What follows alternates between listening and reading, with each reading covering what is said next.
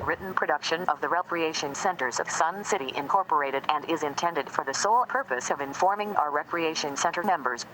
Any duplication, copying, transmission, broadcast, or use, including electronic and social media, is strictly prohibited without the prior written consent from the Recreation Centers of Sun City Incorporated.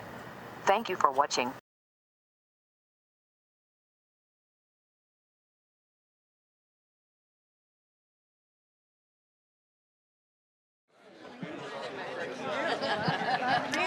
You ready, Alan?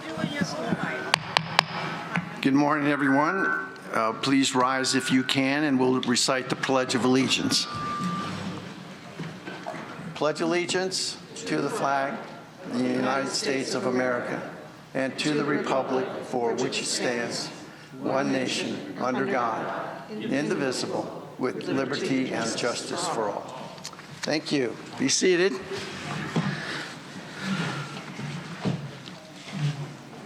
Okay, welcome to our board meeting today. I am Tom Foster, President of the 2025 Board of Directors. This regular meeting of the Rec Centers of Sun City Board of Directors is audio and video recorded by the RCSC management and staff. Please be advised there's to be no recording of this meeting by any individuals. And please take out your cell phones and electronic devices and check to see that they're in a silent mode. As a reminder, verbal or physical aggression toward any member, any guest, or any RCSC staff member is not acceptable, and offenders may be asked to leave the meeting. Now I'd like to introduce our timekeeper and our management personnel. Our timekeeper will be Secretary Kais. Good morning. And on the management side, Director of Finance is Kevin McCurdy. Good morning. Director of Facilities, Mike Whiprud. Hello. Director of Operations is Mike Diermeyer. Morning. And our brand new, spanking new Director of Golf is Eddie Renio. And Eddie, would you like to say a few words? Yep.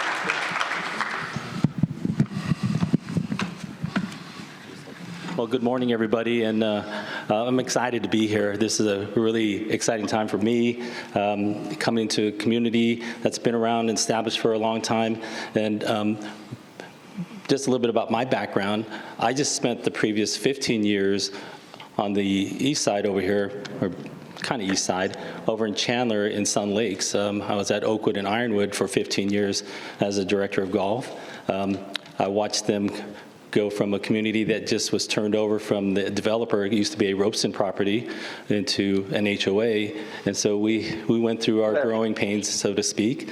And I'm very proud that, you know, as the time I left, that we made a full turnaround with the community and the way people thought of the community. And it was a great place to be, and I was very happy to be a part of that transformation. Hopefully I'm going to be here, and if you allow me to be here long enough, I will be here to do that with you as well.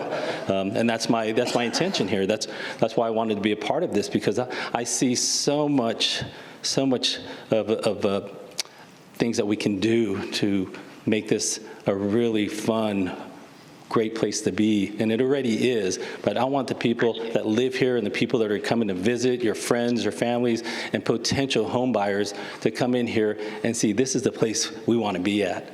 And so I'm not only director of golf, I'm director of fun. I like to have a good time.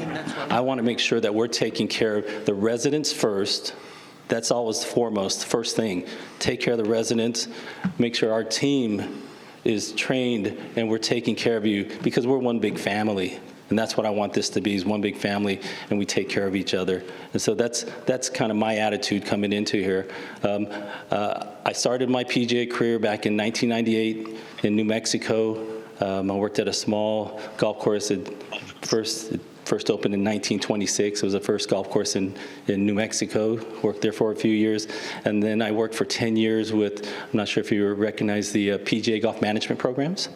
And so I taught over 400 or 500 young men and women to become golf professionals.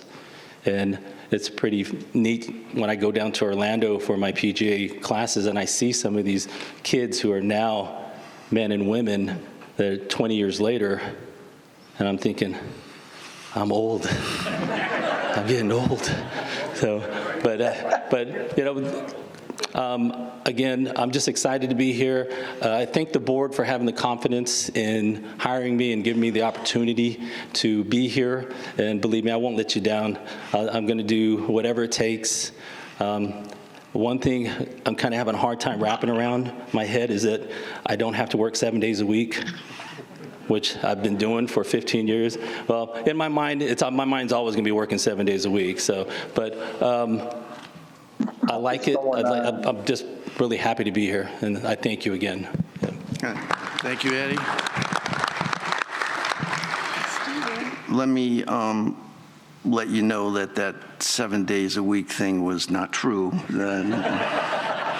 We just said that to get you here, and it's too late now. So, but thank you very much. We're looking forward to working with you. You've got some terrific enthusiasm and experience, and I really do think the membership is going to be thrilled to death with all the things you've got planned. So thank you. And before I forget, which I always seem to do, our board coordinator is Marcia Johnson. Good morning. All right. I would also like to recognize Alan Kleinhans, Carly Young, and Miguel Jackson, who serve as our audiovisual engineers. And then thank the Sundial staff for setting up this room for us today. Okay, first item of business is the roll call of the members by the Secretary Keiss and declare it of a quorum. So Secretary Keiss, will you take the roll call?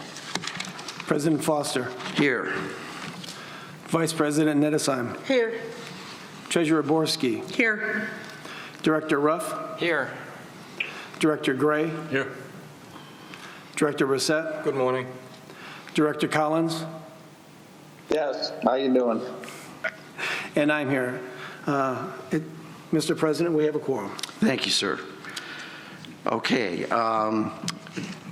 Do you want to just mention, there's some other things I'll go through in a few minutes, but just a heads up that we are working on the general manager search, and we do have some employment agencies coming in this afternoon, so we kind of have a hard stop around 1-ish, so I don't know how long our discussions will go this morning, but we certainly need to be moving on by 1 o'clock, so just a heads up on that.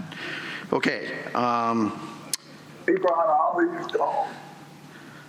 Okay, let me go down to the podium, and Jana, if you would step up there.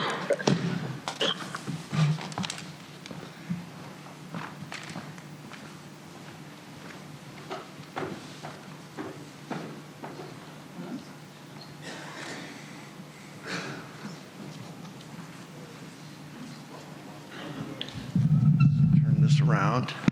Are we okay? Good. So congratulations, good morning, and for everyone, this is Jenna Mapes, and she is going to be appointed right now to fill what was Connie Rickmeyer's spot for the rest of the year. So let's just go through this real quickly here. So on behalf of the RCSC Board of Directors, I congratulate you on your appointment. The RCSC Board of Directors has placed their trust in your leadership, expertise, and judgment, and gratefully acknowledge your willingness to accept the responsibility of conducting the affairs of the Rec Centers of Sun City for the remainder of 2025.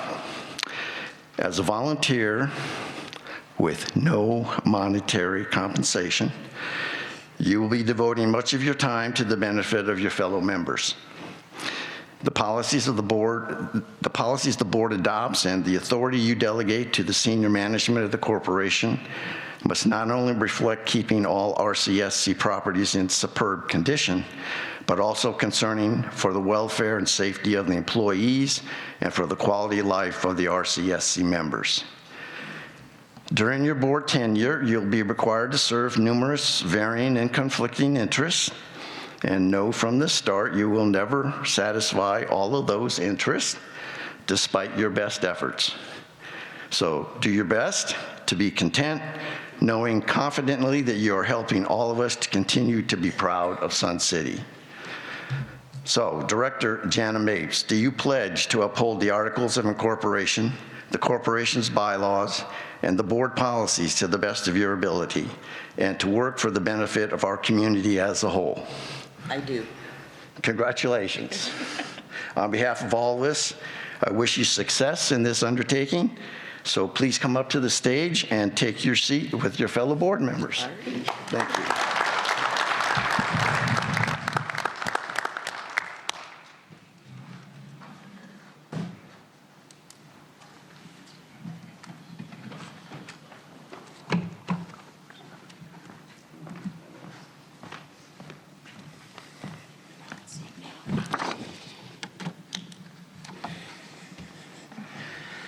All right.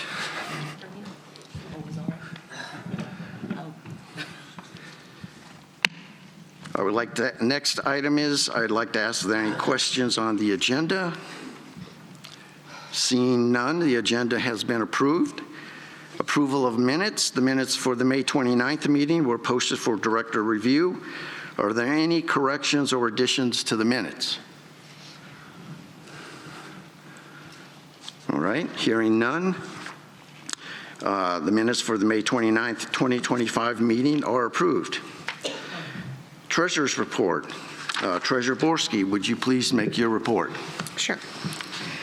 Treasurer's report as of June 26, 2025. The balance of unrestricted funds as of May 31st, 2025 was $11.6 million, which includes a $2.3 million cash reserve.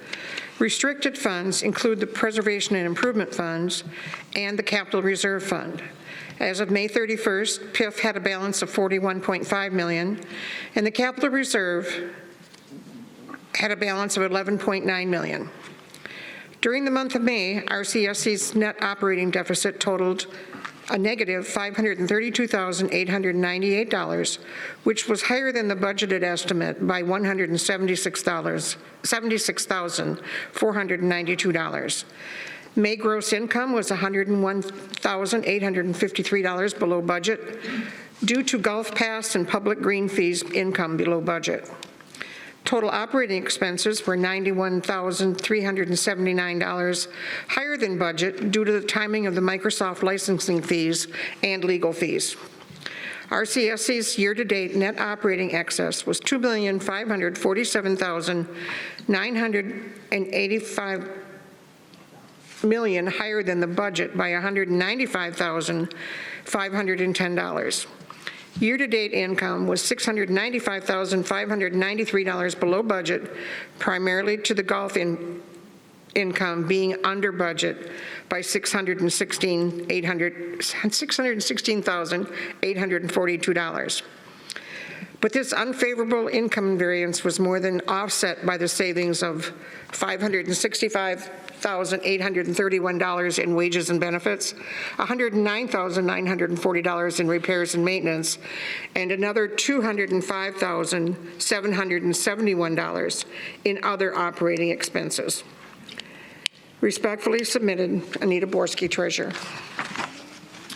Thank you. Are there any questions on the treasurer's report? I know, Anita, or perhaps Mr. McCurdy, there were some deficiencies there. Was that relative to budget? Was that timing, or was that, did our expenses get a little aggressive there? President Foster, the May variance was primarily driven by timing on the Microsoft 365 fee, which is over 50 grand a year. That was budgeted in April but hit in May. The legal is, again, more of a timing issue as well. We have a couple things that are hitting hard with respect to invoicing now, but year to date, we're still looking pretty good on budget. Okay. So we would anticipate June and July, some of those timing issues might reverse. Correct. Okay. Thank you. Any other comments? Yes. Yes, Director Collins. Thank you. My question is to Eddie. Have we reached full staffing levels in all our courses for maintenance workers? To my knowledge, as I talked to our superintendents, we had a meeting last week. Right now, they feel that they're pretty comfortable with their staffing. I think by raising the wages that you've done over the last 2 years, it's helped with keeping more of our workers here versus coming in, working at a lower wage, and then finding another job down the street because they're paying more. So I think that has stabilized quite a bit. And so as always in a lot of the maintenance areas, there is a little bit of turnover for pretty much every course. So, but for now, I think they are doing pretty good. Yep. All right. Thank you. You're welcome. Any other comments on the management report? Or, excuse me, treasurer's report. Director Ruff? When we say the amount of money that's in the SIF, can you tell us, Kevin, how much of that was SIF income and how much of it was rolled over from the unspent funds from the past? Director Ruff, we rolled the 2.9, roughly 2.9, that was sitting in unrestricted operating reserve early in the year. The remainder of that account is SIF funds plus the 3% of the assessment that is going into capital fees or capital funds at this point in time.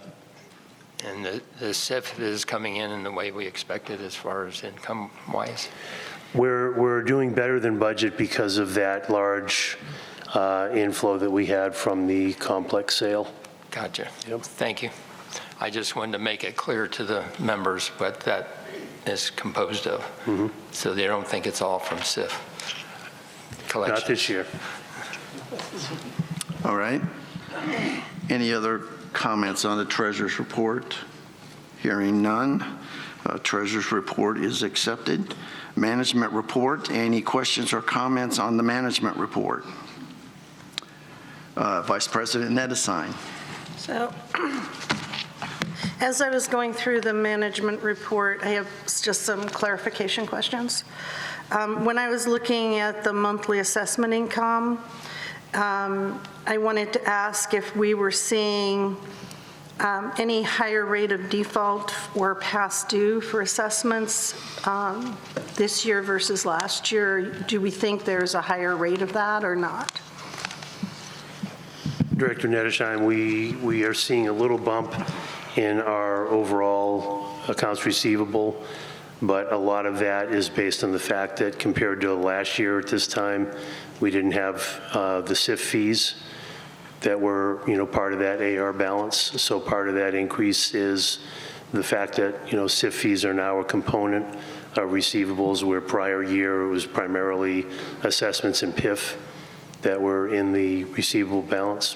Okay. We are seeing a little uptick, but nothing that I'm particularly concerned about at this point. Okay, thank you.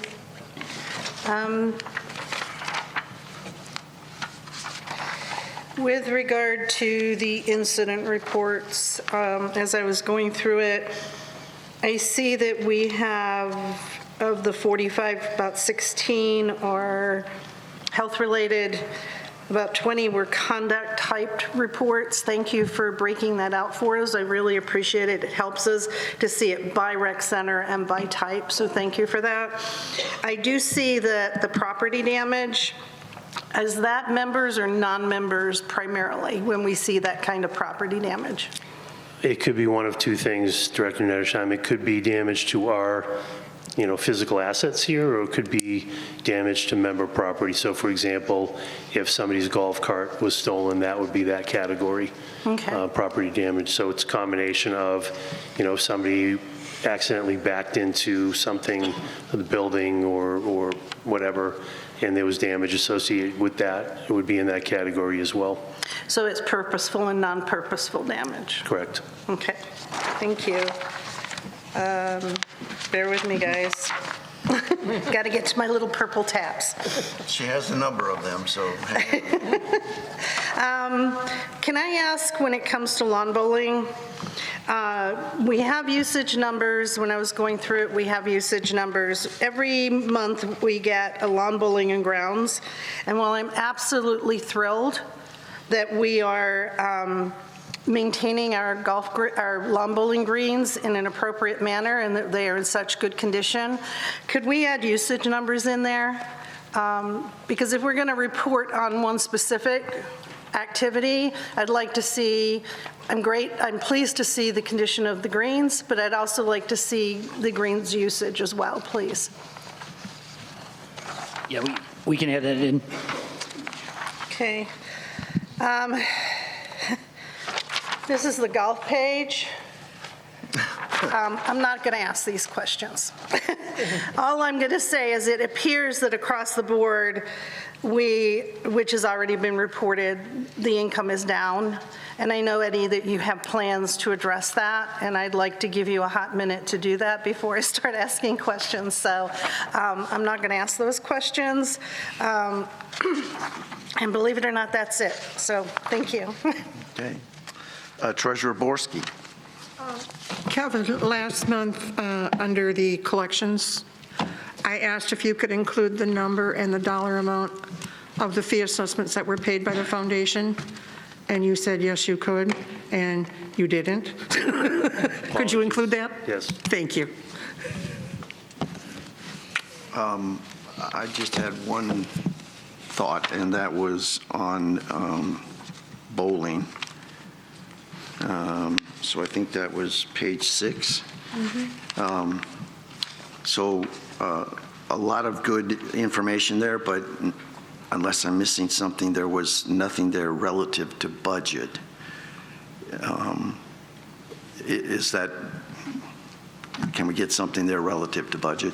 I can certainly do that. All right. I'll update it for next month. Thank you. Any other comments or questions or concerns on the management report? All right, hearing none, management report has been accepted. Committee liaison reports. Do any of the directors have a committee or liaison report?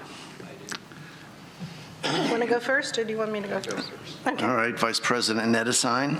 So, a couple of things. I wanted to let everybody know that the ComTech, the Joint Technology Outreach and Communications Committee, are not going to meet until July, and it'll be somewhere in the middle of July, and I will be sending an invite out. It is going to be, we're going to be testing the new website in preparation for it to be rolled out to everybody. We're getting there, we're getting close. Our plan is to have the new website up and ready to use by the end of August. That is our drop dead date. And we just want to make sure that we don't break things, particularly when we interface with the portal for TAG. So we're doing that. The other thing is a reminder that the Friends of the Library, the bookstore has summer hours. Please check online at their website before you go to make sure they're open so you're not disappointed when you get there. And then the final thing I have is that based on feedback from multiple committees and members, we have joined, as a board, we have joined BoardSource. BoardSource is one of the premier engagement platforms for boards, profit and nonprofit. We joined the nonprofit that has, it helps us, there's an assessment of the board. There's different education paths. There's different groups that we can join to get guidance on difficult decisions, those kind of things. So this is our first step. We wanted to take a measured approach to improving the knowledge and the education for new board members, future board members, to help retool, fine-tool current board members. So, you know, that was the purpose. And so we did do that. So we want to thank the committees that have provided that input and the members that shared that with us. And we wanted to let you know that we have taken that step as a first step. So thank you. Okay. Yes, oh, I'm sorry, Director Ruff, you were next. Thank you. This might be a little lengthy, as it's a long, involved thing. I became the chair of LRP in January of 2025. I found lots of bad feelings and distrust between some committee members, the chairs and co-chairs, and management that resulted in many issues with providing good business case forms for review. I finally, in late May and June, inserted myself into the process and met with golf management to improve the information on the North Golf Course business case form. The result was greatly improved information for decision-making. I also met with the board president, my co-chair, and the acting GM to discuss how to provide a path forward for the committee to review and make recommendation for the project. We all agreed that since we had a new director of golf, he would be charged with reviewing the plan for the North Course with special attention to how many bunkers really need to be redone and if other architects should be consulted. When his review is complete and an architect is selected, the golf architect can draft the plans for the North Course project. When we receive project plans, I will ask the director of golf to meet with a few members of the LRP to review the plans and the scope of the project. This will allow LRP members to understand the entire project, including costs. After that, the director of golf will submit a revised business case form for LRP review and recommendation. We must have a more collaborative process going forward on PIF projects. There needs to be more conversation and consultation between the submitter and LRP members to ensure the board has the information they need to make an informed decision that is best for the RCSC. After the June 17th LRP meeting, we had 4 motions made and passed. Unfortunately, I did not get the motions to Marcia before the board meeting agenda because I just completely forgot. I went to the GM on June 18th. Well, what happened is Marcia sent out the proposal and I went, oh, crap. I didn't get my motion in. So I had the information. Let me get back to reading instead of contemporaneous. The board meeting agenda went to the GM on June 18th for approval. The bylaws requirement of 7 days prior notice is to allow members time to read the meeting motions. After consultation with the president and acting GM, we agreed to modify the agenda as the final document could still be posted in time. I only had the wording for the North Course motion, and the revised agenda with that motion is on the RCSC website and here today. There are 3 other motions I plan to address in future meetings. The meeting summary includes a motion was made and majority vote taken that any golf improvement projects should be limited to meeting the ADWR water reduction mandates. The second one was a recommendation was discussed and voted on to raise the PIF threshold qualification to $900,000. It's identified that inflation after COVID has increased costs considerably. It was agreed that the intent of PIF funds is for major property improvement projects. Vote was taken with a majority yes vote. There was 1 no vote to recommend the increase. The third one was the LRP committee recommends the board of directors recognize that all standing volunteer committees provide important input reflecting the interests, desires, and goals of the RCSC membership at large. This input enhances and complements the board of director decisions. The board of directors can protect these contributions by putting a statement in the bylaws which clearly states their intent to not initiate nor allow the elimination or restriction of any standing committee which restricts their effectiveness. The committee recommends that the current board of directors take positive, effective actions to improve the continued existence and continuation of all member standing committees. There was further discussion on this motion that it may be suitable to forward this on to the team that is reviewing the bylaws.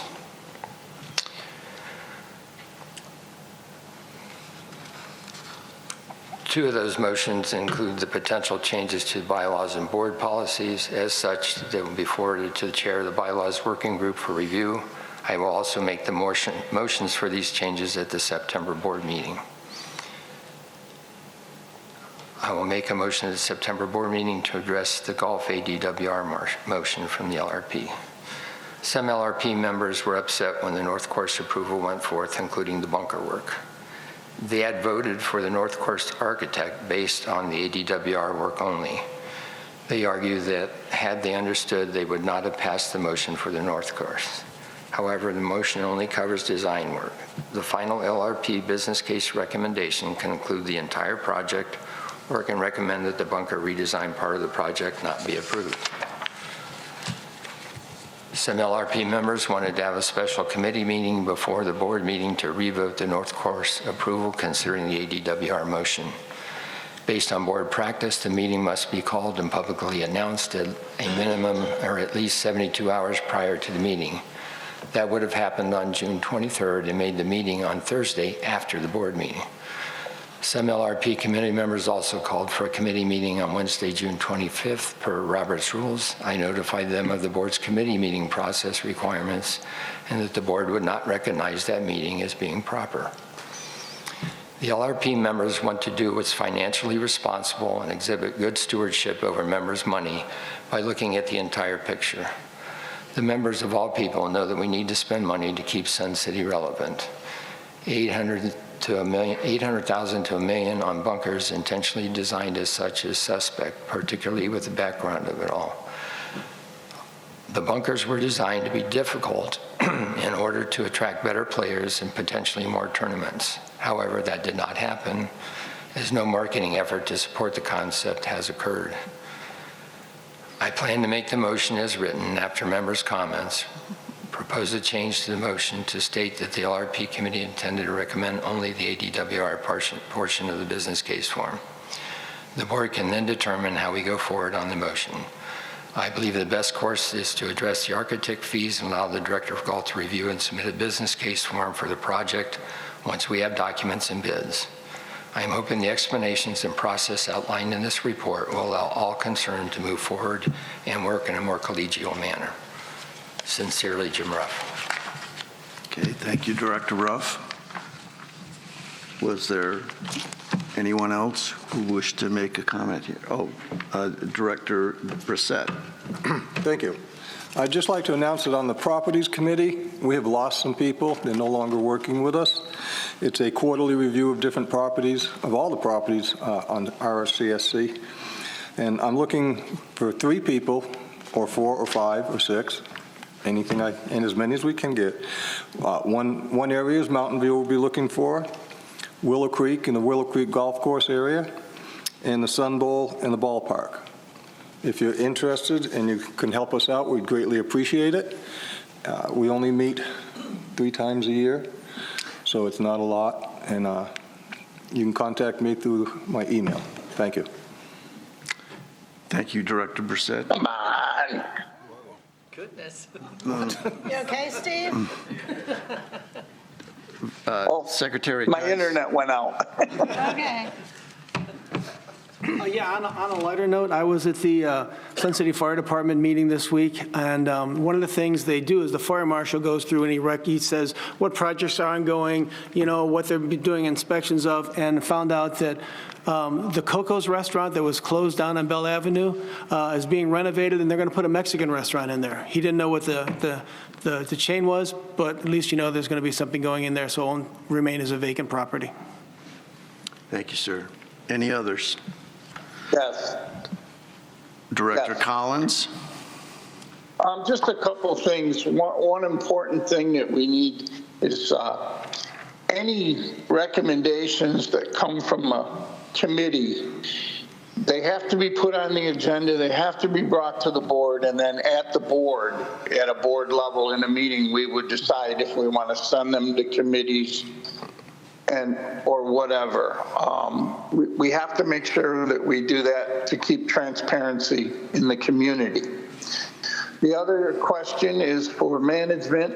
For the COC, Oakmont was closed, and my question is, was the pool emptied, clean, so they would not have to close it in December?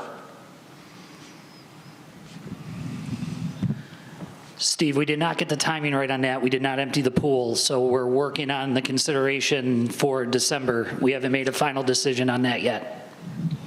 Okay. Okay, the one thing is if when you come up with when you're going to do it, please already start to make consideration where they can relocate until the work is done. We will do that. Thank you. Treasurer Borski. I am the liaison for the Sun City CAN, and they are no longer meeting this summer because their board goes on vacation and does fun things. However, they still are open, reduced hours, so please check before you go there. Also, the foundation will not be meeting in July and August. We are still around. We are just not having formal board meetings. So if you know anyone that might need some help, go to the RCSC corporate office. They have everything there. They can provide you with forms, and they will get back to us, and we will still be interviewing and evaluating clients. Thank you. Okay. Any others? All right, we'll move on to the president's comments, and I have a much shorter list than Vice President Nedeshine had, but I'll try to run through them pretty quickly. First, as you just witnessed, our vacant board of director position has now been filled, so thank you, Jenna. Our vacant director of golf position has now been filled, so thank you to Eddie for that. Our manager of HR position has been offered and accepted, and they are starting July 7th, knock on wood. And as I briefly mentioned earlier, the general manager search is ongoing. We're looking at various employment agencies right now, and we have one of those lined up to interview this afternoon. These are national firms. We intend this to be a pretty thorough search, so we do want to make sure we meet those folks that are coming from a distance to see us today. Master plan, the RFP on that was issued on Thursday, June 19th, so there were 4 firms, I believe, that were given an opportunity to comment on the RFP. And they have a couple of weeks to do that, so we'll keep you up to date on how that evolves.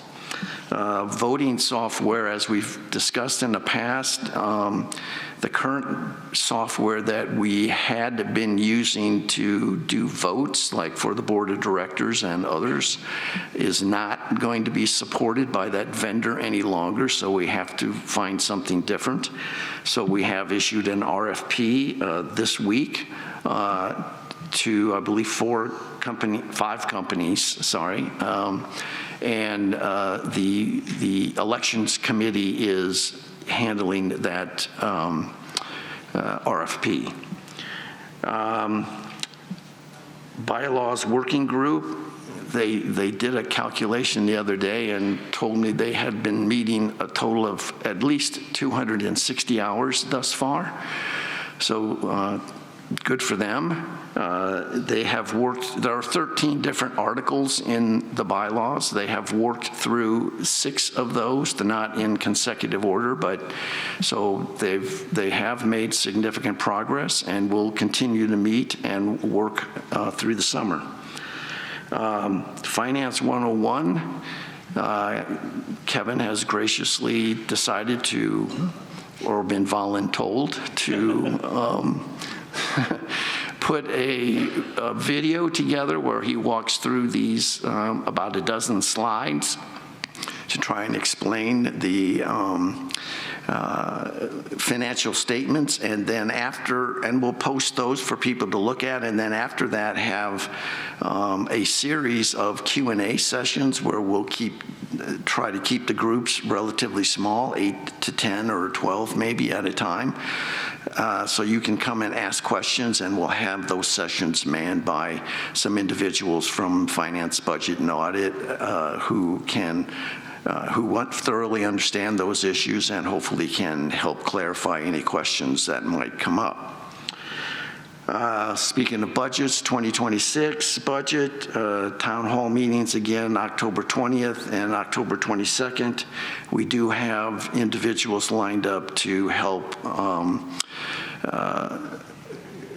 facilitate those town hall meetings, and we may have a couple board members along to help answer any questions that those individuals who are facilitating the meetings need assistance on. Mountain View, we don't get to have Vice President Nettesign give you a big presentation today, but she also is going to do a video presentation that'll get posted, and so that will keep you up to date on where they stand there. They have continued to go through these programming meetings and are nearing the conclusion of that phase. Election packets, so if you're interested in running for the board, those are now available, so please see Marcia, and she can get you set up if you would like to explore that opportunity. And I guess last, before we get going here, is, not to forget that we have our 3-minute rule when you come up to speak. I am anticipating a fair number of speakers today, so we may not be able to immediately respond to questions or concerns that you might raise, but when the board has its discussion, hopefully we'll can address those if they're pertinent, but please be respectful and try to get through your presentation in a reasonable period of time so Secretary Keist doesn't have to break his bell up here. And new bell, though. Yeah, he got a brand new bell. He's got to use it. So. Anyway, that's just a heads up so that we can move through those parts of the board meeting in a efficient manner. You may ask something, Vice President Nettesign. Can I ask if we hit 11 o'clock with still members waiting to speak, can we take a 10-minute break so that everybody can use the facilities if they need to and not miss their place or any participation that they might want to have, please? We will try to accommodate that. Maybe we'll be done by then. Okay, that concludes the President's comments. Let's move on then to our second reading. The next item of business is the second reading for a motion on behalf of the Insurance Committee and the RCSC insurance brokers to approve the 2025-2026 insurance renewal proposal for the rec centers of Sun City. Vice President Nettesign, would you read your motion? Yes. I move, based on the Insurance Committee and the RCSC insurance brokers' recommendations, to approve the 2025-2026 insurance renewal proposal for the Recreation Centers of Sun City, Incorporated. The insurance renewal proposal includes the same insurance coverage, terms and conditions, and most of the same carriers per RCSC's expiring coverage. The overall premium increase for all coverage during 2025-2026 period will be $301,007, or a 20% increase. All right, no second is needed on second readings. Vice President Nettesign, as maker of the motion, do you wish to speak first? Yes. So last month I read basically a lot of information that has been posted for members to look at. What I would just like to say is that there has been an increase across the board for commercial level insurance, and particularly in our industry where we get our insurance from. We lost a carrier and we had to find a new carrier because they declined to cover us. That is becoming standard for any of the condo owners associations. They know that they're having struggles finding carriers that will cover them. So I think the insurance committee did the absolute best they could to find the right combination of insurance companies with the right combination of insurance to provide the protection that is needed for RCSC and the members' monies. So I believe that this is the right thing to do, and unfortunately, like with any other kind of insurance, we are at the mercy of their pricing system. So unfortunately, I believe the committee's done the best they can, and we're faced with a 20% increase. So thank you. All right. Ms. Johnson, would you please read the names of any members who have requested to speak to this motion? Mr. President, no one signed up to speak on this motion. Okay. Is there any discussion by the directors? Okay. Director Collins, did you have any comment? No, sir. Thank you. All right. The motion before the board on behalf of the Insurance Committee and the RCSC Insurance Brokers is to approve the 2025-2026 insurance renewal proposal. Secretary Keiss, will you please take the roll call vote? Treasurer Borski? Yes. Director Collins? Yes. Vice President Nettesheim? Yes. Director Ruff? Yes. Director Gray? Yes. Director Brissett? Yes. Director Mapes? I'll abstain. President Foster? Yes. And I vote yes. So with 8 in favor, 0 opposed, and 1 abstention, the motion passes its second reading. Thank you. All right. The next item of business is a first reading of a motion on behalf of Long Range Planning. Director Ruff, will you read your motion, please? Certainly.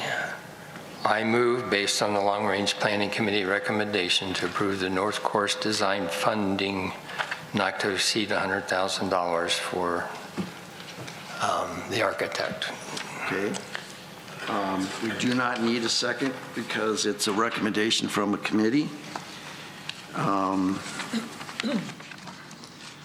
Do you wish to speak first as the maker of the motion, Director Ruff? I think I said most everything I would want to in my lengthy diatribe that is already there, and we'd like to hear from the members before we move past that. I agree with that statement. Marcia, would you please, so were the individuals who are online, did someone sign them up to speak so they're covered? Okay, I'm seeing heads nodding, so we don't have to. I have one only, yeah. There was just one, all right, fine. Yeah. All right, Ms. Johnson, would you please read the names of the members who signed up to speak on this motion? Gary Osier.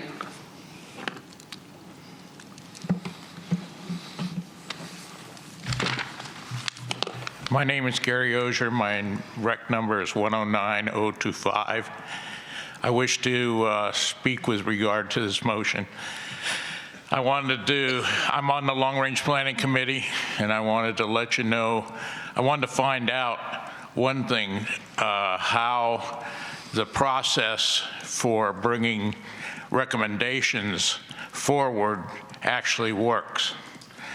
What occurred at the last meeting was that the Long Range Planning Committee brought forward 4 recommendations. What I understand is that the secretary records those, then sends them to corporate, and then the chair makes motions, okay, for the board to approve or disapprove. So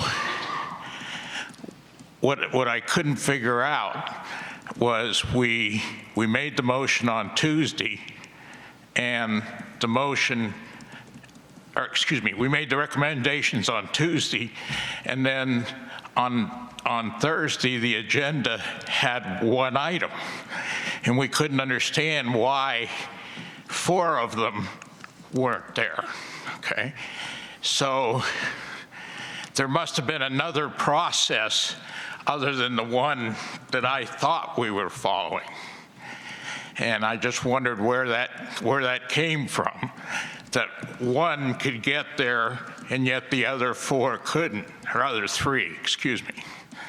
So we asked the board, we asked the chair to have a special meeting, as he said, and we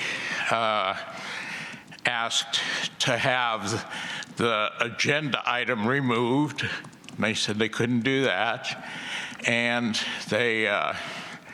so we decided to have our own, another special meeting. We couldn't get a quorum, so it stands the way it is right now. But 2 of the people on the Long Range Planning Committee do not approve of this. And if a vote was taken today, it would be totally opposite of the way it is right now. So we just wanted to let you know that if you can answer why that process that I described at the beginning wasn't followed, then no problem. Thank you for your time. Appreciate it. Thank you, Mr. Osher. I suspect that Director Collins made some comments along those same lines, and then Director Ruff tried to address your specific question in his comments and was trying to be accountable for that those things didn't move forward, and has proposed and means to rectify that. Do you wish to make any further statement, Director Ruff? Let's wait till we hear from everyone, please. Fair. All right. Ms. Johnson? Okay, the next one was supposed to be a remote one, and it would be Dennis Christ, if he's there. Oh. Yes, I'm here. Okay, good. Hey.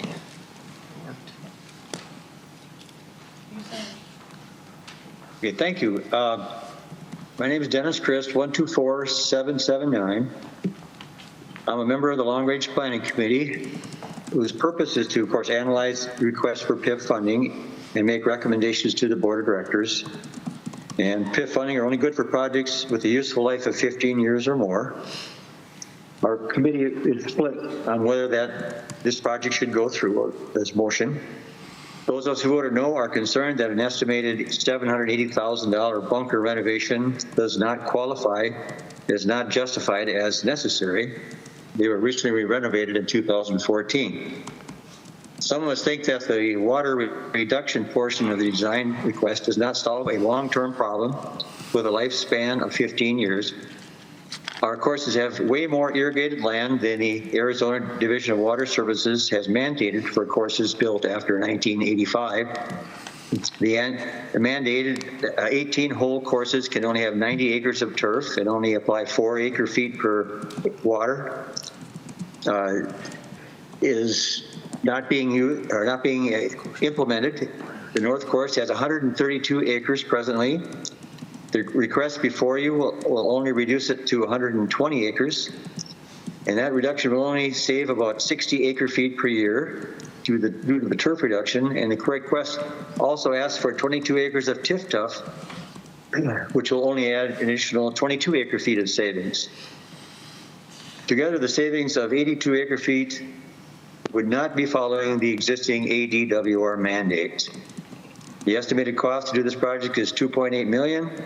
My first objection is that the bunker portion with the 15-year lifespan funding does not qualify for PIF funding. And there's no formal agreement that the ADR has approved this project indefinitely. The proposed spending agreement that Mr. Ruff had indicated is only going to last for 8 to 10 years, so it may have to be reworked down the road. I encourage the board of directors, if they go forward with this motion, to please divide it into 3 parts. Have the designer write a package or make a package for bunker renovation.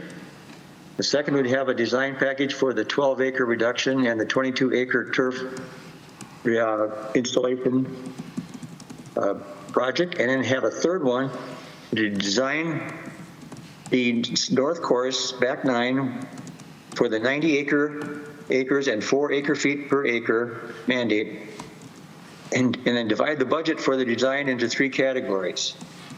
After the design packages are received, there will be time to have the LRP, along with consulting with our new golf directors, to study and come up with a recommendation. What is the best interest? Dennis, your 3 minutes are up.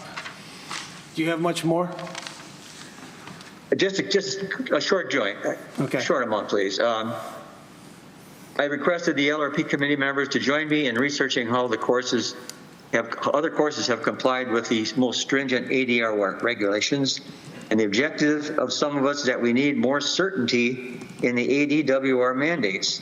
There are numerous lawsuits in the works right now challenging the allocations, and any agreement that your lawyers negotiate will only be good for 8 to 10 years. Let's do the ethical thing and do what every post-1985 course is required to do. Thank you. Okay. Thank you, Dennis. Tom, Mr. President? Hang on. I'd like to address just one issue. All of our golf courses were pre-1985, so the 90-acre thing does not apply to our golf courses. Thank you. All right, Director Collins. I just want to say, I think we're getting off course here. We're not here to discuss bunkers or ADWR or anything with this motion. This motion is strictly to get money for design. Once that comes back, then all these discussions, whether we're going to have the bunkers and what we're going to do or the acre feet, that's when that would come into play, not at this meeting where we're just trying to get the design money.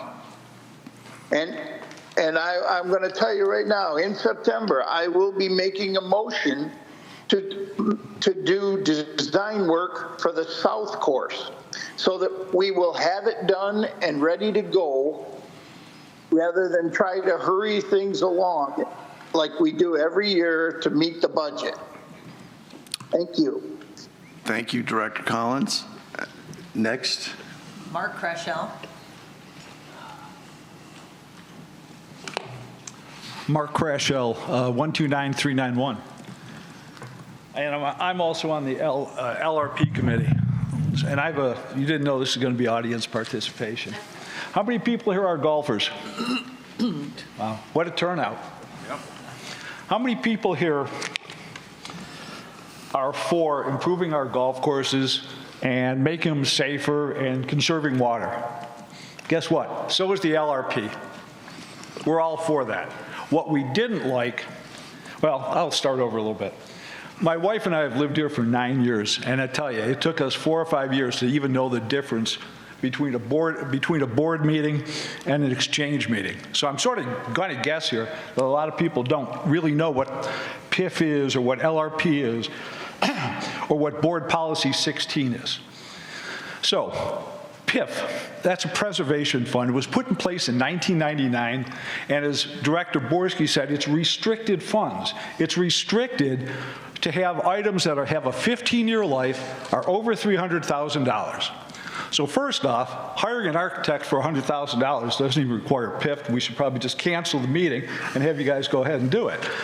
But the business case for it really calls for $2.8 million. Our hang-up is the bunkers. The bunkers were designed in 2015.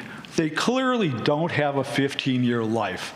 Now, some people tell you they were designed for tournament play, but if they were designed for tournament play in 2015, the North Course only has 14 carts. How do you have tournament play with only 14 carts? Now, Chris might tell you that they're going to truck some carts over, but some people may remember I was a starter at North. We ran out of carts every day. So now, on the PIF, we're going to reduce the bunkers to make them more playable for us old guys and old ladies. But on the PIF forecast 3 or 4 years out is another request to spend $3 million on building a new cart barn. So here we have hard bunkers for public play with no carts. Now we're going to make the bunkers softer, and now we're going to build a cart barn for public play that nobody's going to want to play because they made them for us old people. So that's some of our hangups. Board Policy 16. Oh shit, I'm almost out of town. 30 seconds, Mark. 30 seconds. I've got a lot to cover, so if it's okay, I may come back to this. Sure. Probably not today, Mark. There's just too many speakers. Well, I would hate to send it to the independent. I'd really like to proceed. I'm sorry, everyone wants their chance, Mark. Okay, so I'm just going to wrap it up then. The LRP is all for what you want. We just want to spend PIF money, restricted money, prudently. We don't feel that bunker replacement is anything more than deferred maintenance, period. So I say, let's plant some grass and grow some TIF tuff. Let the rest of it become operational funds. Thanks. Thank you. Marcia? Sue Madden.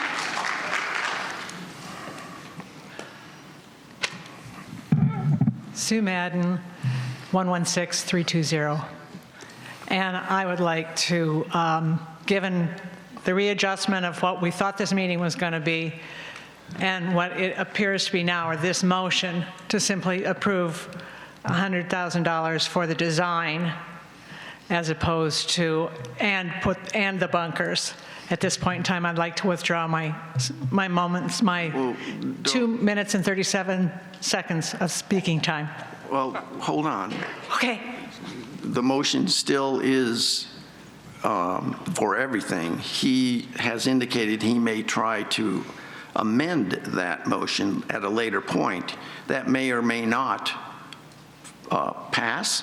So I think you should comment on the motion that's before you, because you don't know, none of us know what might evolve if there's an attempt to amend it. Well, okay, all right, fair enough. In that case, want to reiterate the need to stay within the guidelines in the agreement with ADWR, which means that we invest the money into the architecture of the course, the turf, and whatever else is needed to stay in compliance, because that is the priority, and that is certainly a long-range plan. Without it, Sun City, I mean, that is a definition of Sun City, to have golf here available and in top condition, and we can't have that without compliance with the ADWR agreement. Thank you. Marcia? Mr. President. Director Collins. Mr. President? Yes, sir. Could you please read me the motion again?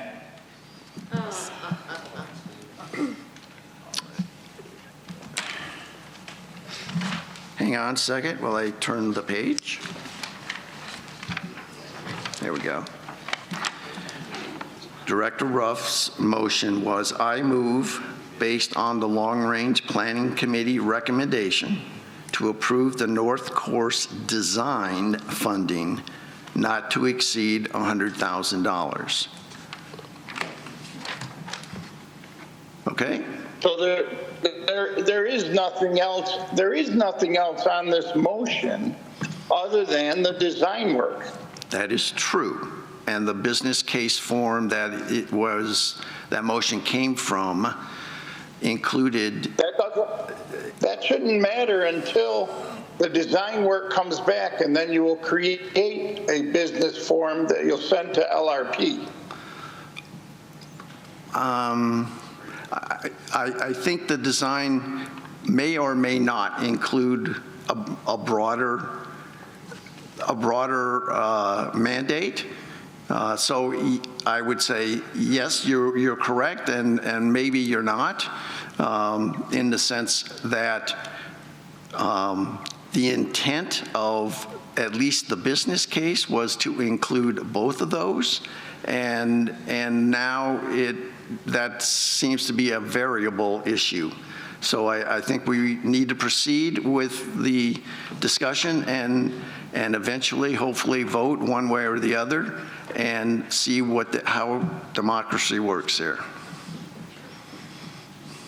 Mr. President? Director Ruff? Could we please ask Steve to not comment until all the members get to comment? That would probably be okay. Director Collins, if you could.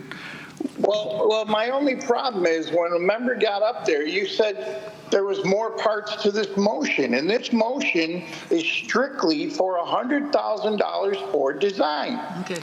There is no other parts of this motion.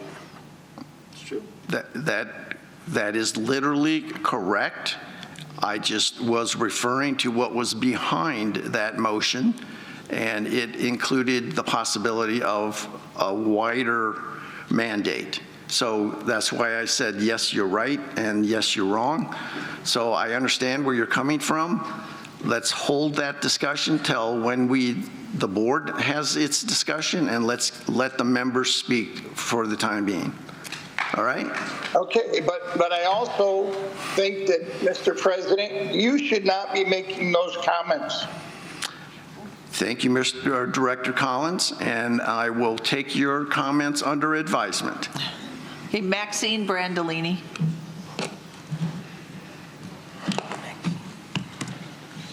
Sitting too long. Good morning. My name is Maxine Brandolini. My number is 30726. I'm from the North Course on the Greens Committee, and I really don't know why I'm here, except that I was asked by all of our 71 members at North to represent us and to say that, yes, we do want the bunkers redone because we're all getting older. And there have been many trips and falls, broken wrists, and it's not easy to get out of them. You know, we came here probably at 55 years old, now we're 80, and it's getting tougher. I don't see too many young people out here. And, oh yeah, you. Anyway, I just hope that this will move forward and not take, 3, 4, 5 more years, because a lot of us won't even be here to see that improvement. And we've spent a lot of time and money here and want to keep playing this game. It's a fun, and look at us. We're all in our shirts and we have our signs. Move forward and make it happen soon. Thank you. Thank you. Marcia? Russ Toman. Good morning. I think the confusion has been is when the business case was sent out, Russ Toman, 13-1983. The business case was presented to LRP was for $3 million something for it. So what's happened is it's kind of been changed around to just say, well, let's just get a golf architect. So let's spend $100,000 with our favorite golf architect we've used for 20 years. That's the way it's been. Golf is very important to the community. In other words, how golf runs is how well RCSC works. If golf fails, RCSC fails. Everybody in this room needs to understand that. Thank goodness we have Eddie here, because I consider golf a full turnaround situation here in this community. And Eddie and I talked about this. He's agreed. He knows this. He has this in his background. He has new resources, new people that know how to construct, know how to design, and to do things. We need a comprehensive master plan for golf in Sun City zip codes. And we need it now. We have needed it for many years. Let's all listen up. Golf runs this community. Golf has sold many homes in this community. If we fail to handle golf properly in the next few years, we will be failing this community, which a lot of people don't golf here. All the PIF dollars that we look at are fought hard for every single time. And every time we start manipulating between PIF money and what should be in maintenance, whether we're doing bunker design to make them this way, make them that way, it's a constant battle of why things weren't done here properly. We need a master plan. BP 16, when it's reviewed, needs to be thorough, it needs to be well-written, it needs to be well thought out, and it needs to show complete alternatives when people are using their logic and trying to explain it. They haven't done that recently. The construction process, the materials they use, what needs to go on. Everyone in RCSC needs to understand how important golf is in this community. And we want the financial health to be strong and to be long-lasting.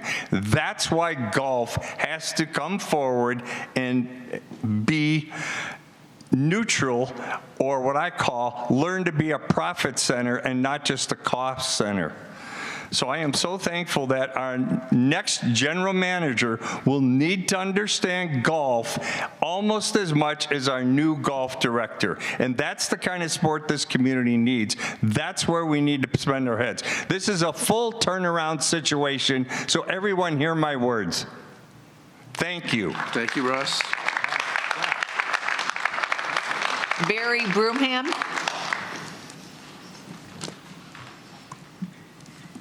Good morning. My name is Barry Broomham, 139137. I'm the current president of the Sun City Men's Golf Association, so therefore I represent approximately 1,100 golfers. My understanding of this recommendation is this actually the start of a process, and I just want to impress upon you the need for that process.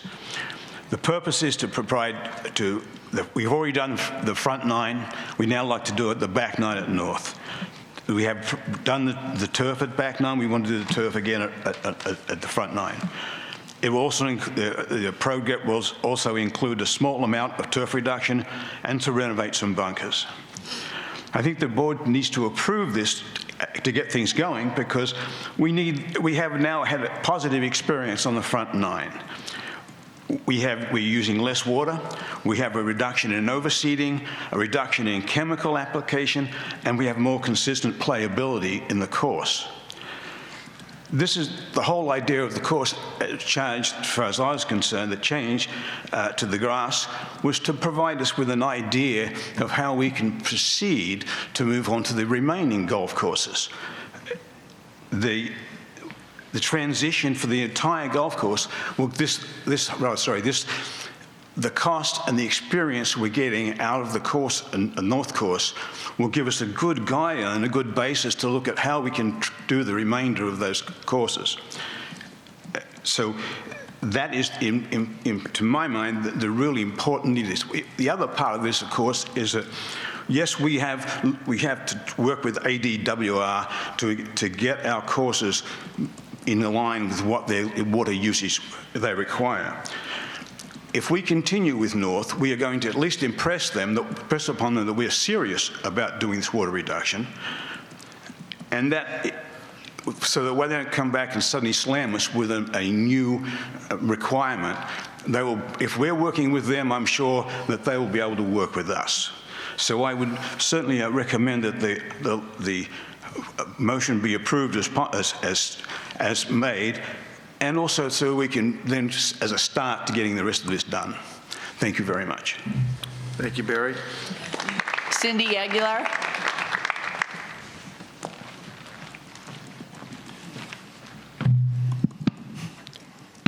First of all, Cynthia Aguilar, 146618. I am president of the Women's 18-Hole League. Thus, I am the voice right now for over 400 women who live in the community and like to golf. I agree with everything that Barry said. Oh, first thing, thank you for all the work and the time and effort. It's not an easy position, so I thank you. Everything that Barry said, I agree with, ditto. So where you begin, North was built in 1960s, so we don't worry about the 15 years. South was built in the 1960s. However, worrying and the issues that will appear, financial things, the economy, the beauty of our earth, the Colorado River, all of those things are important to us, and therefore we need to do and think carefully. We've done this cycle, this process before. This ain't the first dance. As Larry, the cable guy, would say, you need to get her done, right? Get her done. This has been going around in circles. So I don't know if the $100,000 will be enough for the person and the people and whatever in the meetings that are to come here and come up with the idea of all the things Barry said. Tip-top, love it, give it, do the back. Don't do things halfway. I used to be a teacher. Kids handed me a paper that was halfway done. Get out of here, go home. I'll be done, don't worry. The second thing, of course, the bunkers. Yes, they made a mistake. Perhaps they did, I don't know.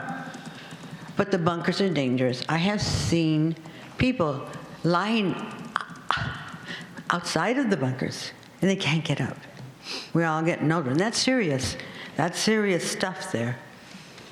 And finally, I think that the turf, reducing it, 40 seconds. And I'll go back. We're tired of being in the back burner. Where do we want to go? Front burner. It's your thing. But do it wisely. We need more money. Do not ignore us. We were born in 1960, right? That makes us old enough for you to invest some money in this. Got it? Got it? In the words again of Larry the Cable Man, get her done. Thank you. Marcia? Andre Casabon.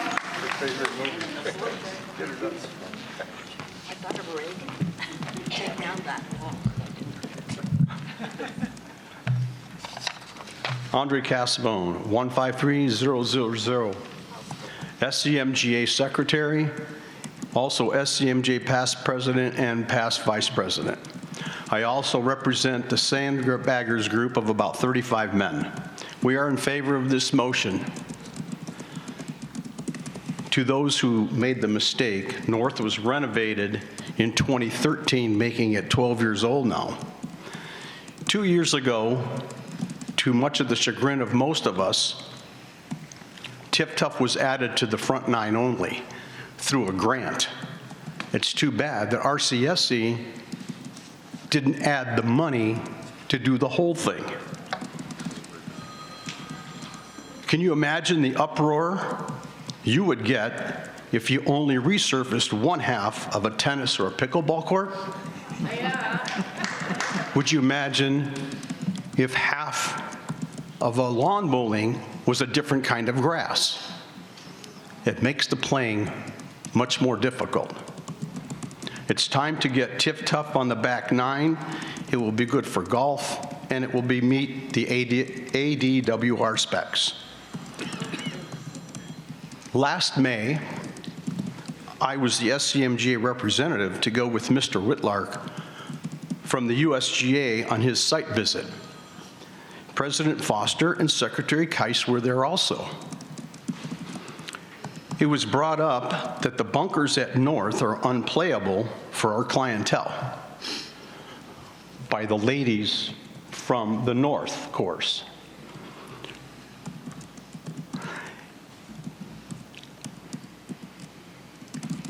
Also at this time, some of the bunker liners have been compromised as there's gravel present, which means the liner is coming apart. USGA says replace sand every 5 to 7 years, and if there's a pipe drain, every 5 to 10 years. And now I'm going to read Mr. Whitlark's recommendations on what we discussed that day. In short term, adding 3 to 4 inches of sand to raise the floors of the bunkers that receive the greatest number of complaints. We also discussed meeting the contractor to explore appropriate timing and costs that would be associated with regrading 5 to 10 bunkers with the ultimate goal to lower the elevation of the bunker lips. Gentlemen and ladies, thank you for your service on the board. And welcome, Eddie. Look forward to working with you. Jeff Nettesheim.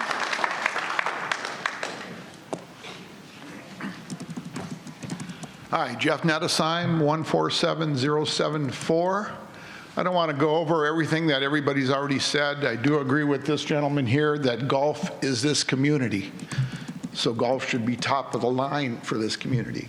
A lot of people that play golf, maybe 20% or more of the community play golf, and we get a lot of outside play. I also think it was a mistake not to do the full course when they did the Tif-Tuff on the front nine, for the various reasons that Andre just said. And I agree that there's many bunkers, and I'm a better player, and there's many bunkers that need to be redone on North. There's bunkers on other courses that need to be redone too, but North is particularly bad. So anyway, thank you a lot and appreciate it, and welcome Eddie. Thank you, Jeff. Marcia? Harry Emerson.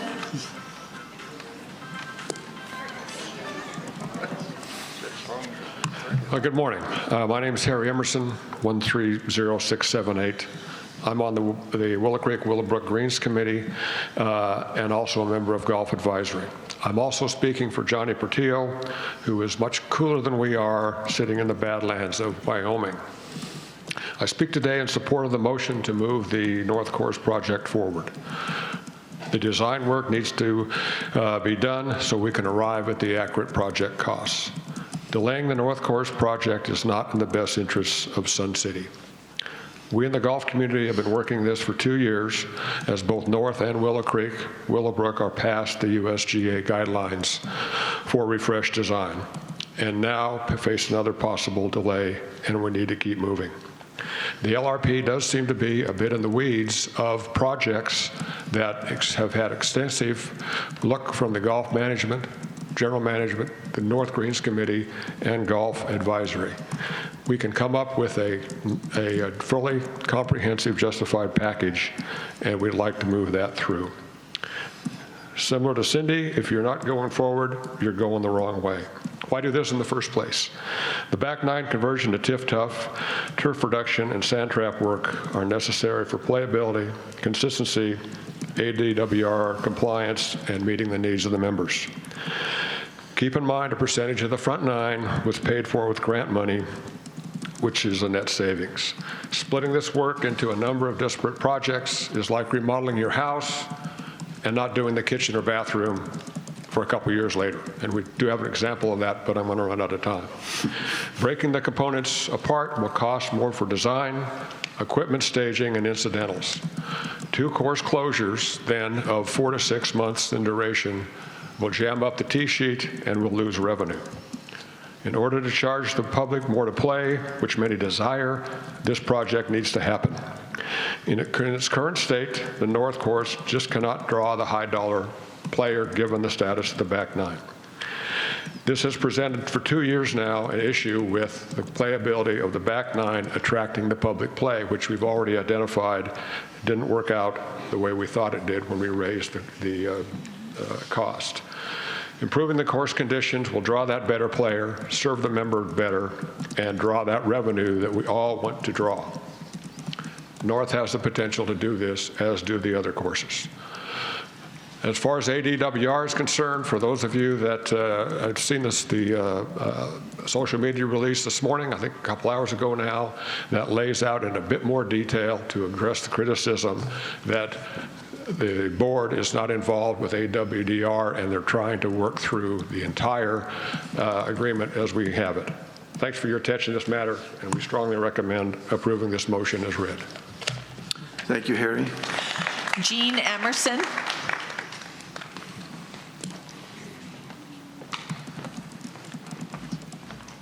Good morning. I'm Jean Emerson. Rec code 130679. I'm the president of Willow Creek Women's Ladies, and we really do support this project moving forward. And that's not to put it in pieces. Tif-Tuff uses 25% less water, which is why it was brought up in the beginning as a wonderful component for ADWR. And I did read the ADWR that we are in moving forward, and the things haven't changed on what we heard that they were going to use. Desert landscape conservation needs to be increased in a lot of the courses. And if one of the problems is if North does not move forward, then we're all in rotation. That puts a brake on South, which is massive amount of acres, and will have to be reduced quite a bit. It puts a stop on all of the courses that are in line behind, north, south, Riverview, anyhow, it goes. Golf is a key attraction that drives new residents moving to our community and the central origin and continued vibrancy of Sun City. I think that has been said several times, that it's very important to this community. Most of us wouldn't have looked here were it not for the golf courses and golf playability. If you want, we see a lot of homes for sale right now. Some of that was due to political concerns and others, that we have a lot of foreign people that live here in the winters. But if we want to continue to see even more homes go up for sale, I think we just need to neglect the golf courses. And we will see drastic move-out ability. The board is clearly meeting, as far as I'm concerned, their fiduciary responsibility and focused on making Sun City better. And I do understand that in some cases, when you're putting together a package and you want the TIF-TUF as well as the bunkers, because I've played at North too, and I'm looking at, okay. We had one up in Idaho that we used to call the Grand Canyon, and they got rid of that real fast. It makes it a lot easier, not easier, but it makes it more playable for those of us that are getting older and not quite as spry as we used to be in years gone by. But to piecemeal the projects at the golf course and say, this has to be, this is PIF, this is deferred maintenance, this is, something else, then absolutely nothing gets done. Thank you for your time. Thank you. Mike Matus?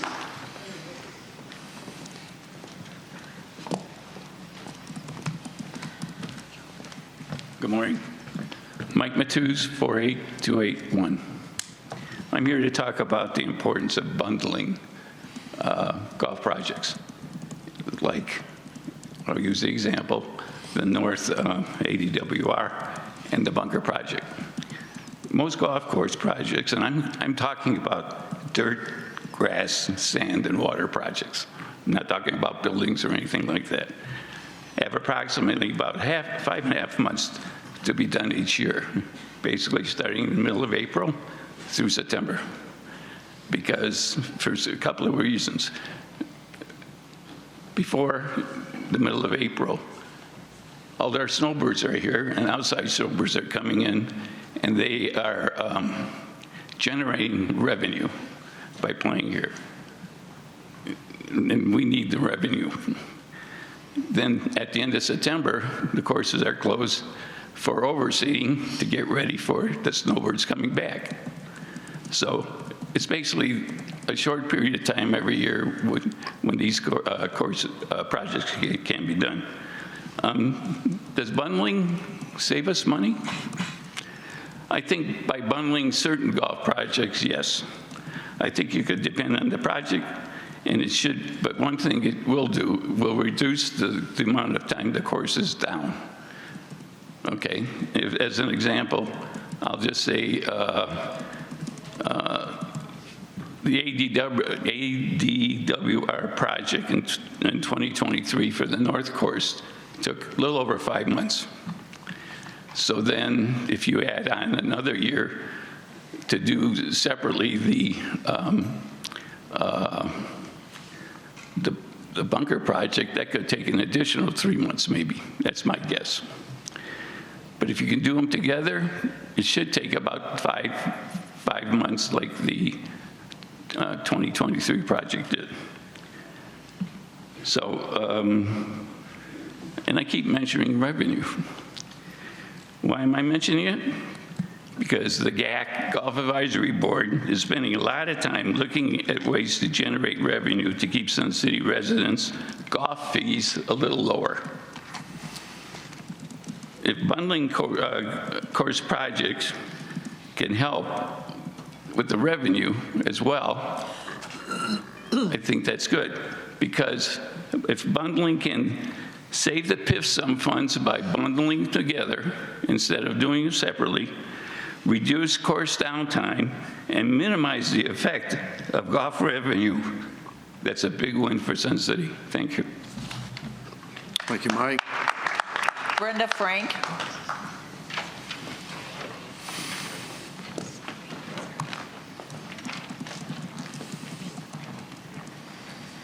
Brenda Frank, 149988. I don't know what project comes out of what fund. You've got PIF, you've got operating, you've got, I don't know how many different ones. And this comes out of this comes out of that. So what we have is this really fractured methodology of doing things that need to get done on the golf courses. Well, we can't do this because you don't have the approval for that. It just seems to me like things have not been taken care of the way they should be over the years. Previous administrations, we all know that there was emphasis on not spending money. So if it wasn't broke, nothing got maintained. You know, it's kind of like a car. You buy a car, the owner's manual says change the oil every 5,000 miles, but the car's still running at 5,000 miles. Why spend $100 on an oil change when the car is working just fine? And you go another 5,000 and the car's still running. Why waste money on a $100 oil change? And then you get down the road another 5,000 miles and the engine light comes on. And then the car seizes up. And so instead of a couple $100 in oil changes, you're now out $10,000 for a new engine. And I feel like that's what's happening in the golf world. All these little projects, things that need to be maintained, were not maintained because, hey, everything's working. You don't need to put money into that. Well, I feel like the check engine light's coming on here at North, at a number of the courses. And I don't know what it takes to get all these different components of budgets working together. But if you have to, he's right, if you have to close a course, close it just once and do everything that needs to be done so that you don't lose the revenue by closing it 6 months for this project and 3 months for that project. That doesn't make fiscal sense.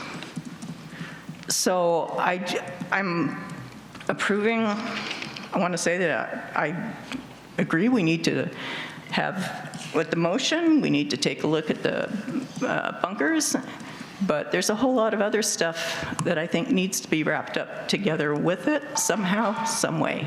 Thank you. Thank you, Brenda. Linda McIntyre.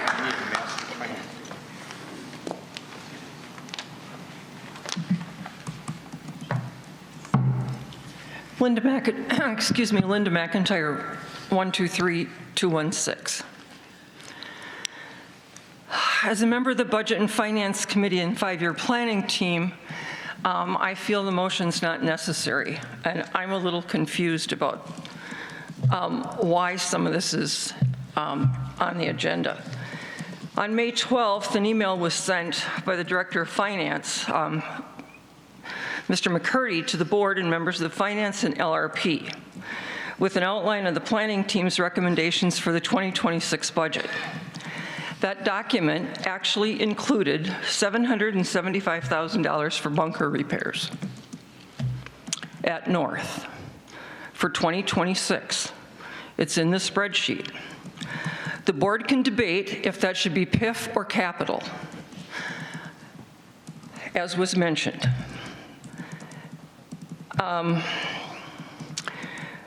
There also seems to be a surprise that the recommendation that the committee made that South move up on the PIF schedule ahead of North.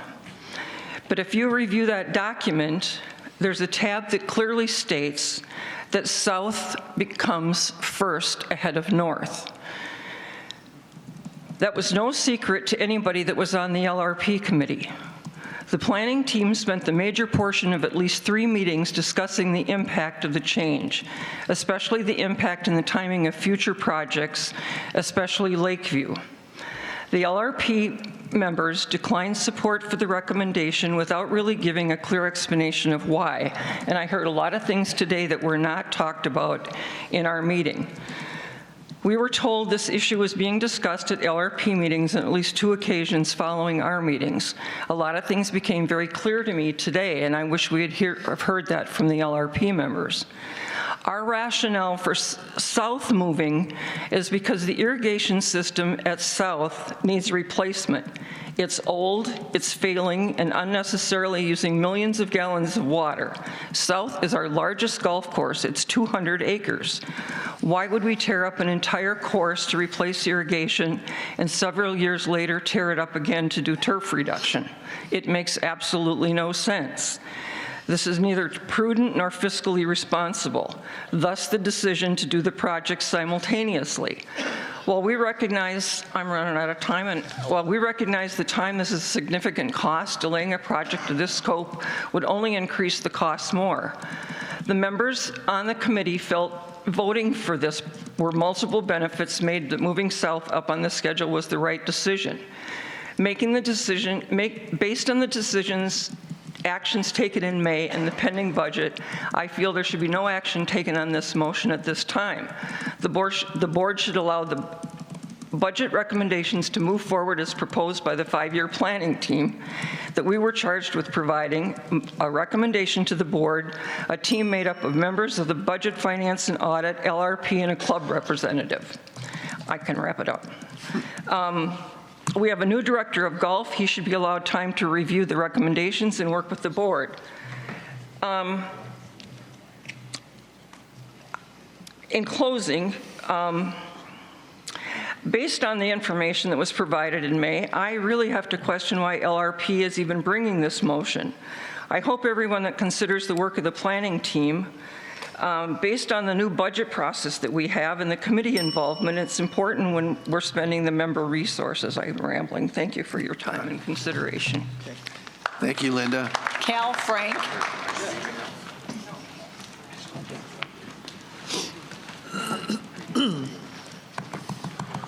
My name is Cal Frank, number 149987. Good morning.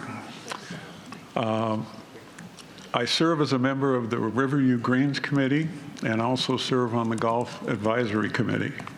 I speak today in support of the motion to move the North Court project forward. I too had hoped this vote would be for the entire project. I concur with the remarks of the previous speakers but would like to highlight a few key points. We feel that the North project is even more critical to improving the course playability, revenue generation, and ADWR compliance. We in the golf community have been working towards this for 2 years, and the North Courts needs to move forward. I strongly recommend you vote to adopt this motion, or better yet, amend the motion for the entire project. Why do this?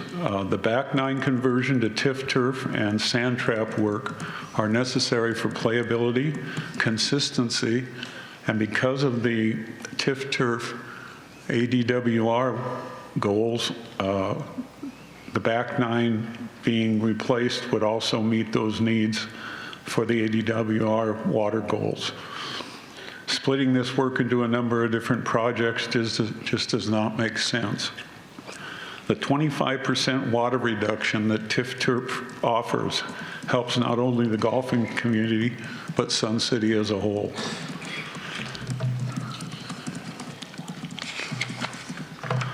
Golf is a key attraction in Sun City. It drives new residents to move here, to our community, and central to the origin and continued vibrancy of Sun City. I can't stress this point enough. I believe golf attracts more people than any other recreational activity in Sun City on a regular basis. The board is clearly meeting their fiduciary responsibilities and are laser focused on making Sun City better. The board has a thankless job, and their tenacity and hard work are for the betterment of this community. Thank you. Thank you, Cal. Dennis Stokely.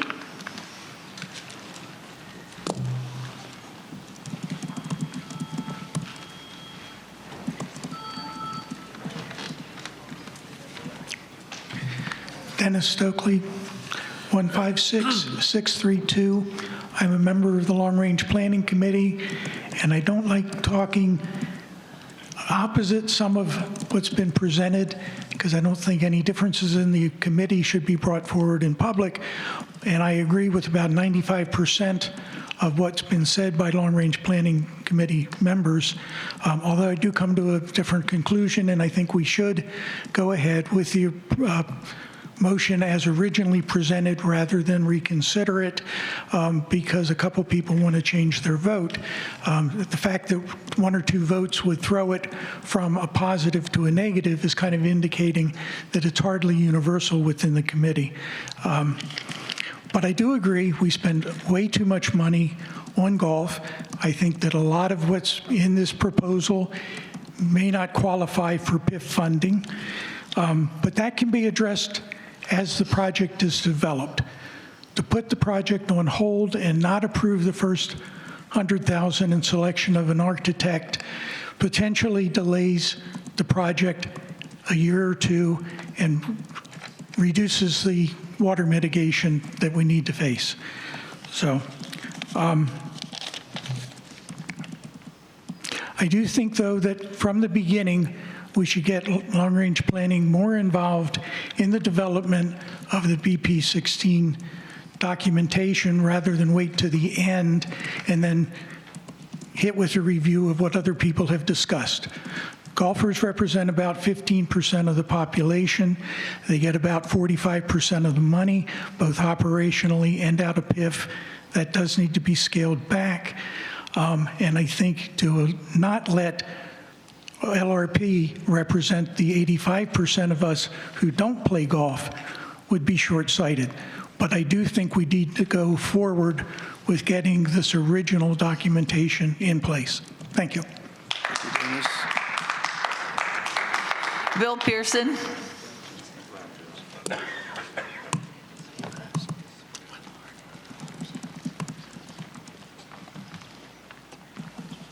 Bill Pearson, 133438. As a Sun City historian, I think this is the first time we've ever had a non-board member drop in via video and express his opinion, so that's a good thing. Kudos to the board. The last time somebody held up signs in this auditorium, we were threatened to be arrested as the board raced off the stage. So in the words of Virginia Slims, you've come a long way, baby. For those of you that remember that fateful day. And I was on the board, sitting where you were, when we approved the North Golf Course renovation, and acutely aware of the $5+ million we approved. And then they decided we should fix and I was in support of it, by the way, fix the patio, and then the number raced to $6+ million. And that's only material because I had most of you remember my good friend Ben Roloff. He had a very simple philosophy. Your documents, our documents say something, and when they say something, here's your obligation as board members. Follow them. You don't have a choice. I still got a lot of time. You don't have the luxury. I look at it. I'm very cognizant of speaking, if you hadn't noticed. So when you have documents that say 15-year life, $300,000, that's your obligation. It's not, hey, the golfers all like it, because it doesn't matter. That's your obligation. You can't do stuff beyond, if you don't like the 15-year life, change it. You can do that. But you can't just arbitrarily say a sand trap that's only going to last 5 or 6 years, hey, we get to take it out of PIF. You can't do it. Take it out of operational, take it out of whatever, I don't care. But you can't take it from PIF because you're violating the documents that you swear of that oath, congratulations, to uphold. And so, I can't be more emphatic than to say to you, whatever you do, do it in accordance with your documents.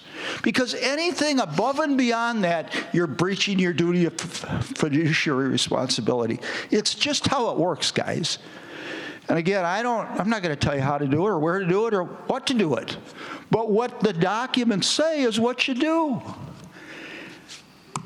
So please, if you're going to take $100,000 and hire Gary Brawley again to make more course designs, or by the way, he designed those deep bunkers. I know that. I was there. If you're going to take that 100, take it from Mike or Kevin's budgets or whoever, or golf budget, and leave the PIF alone. Thank you. Christy Dorch.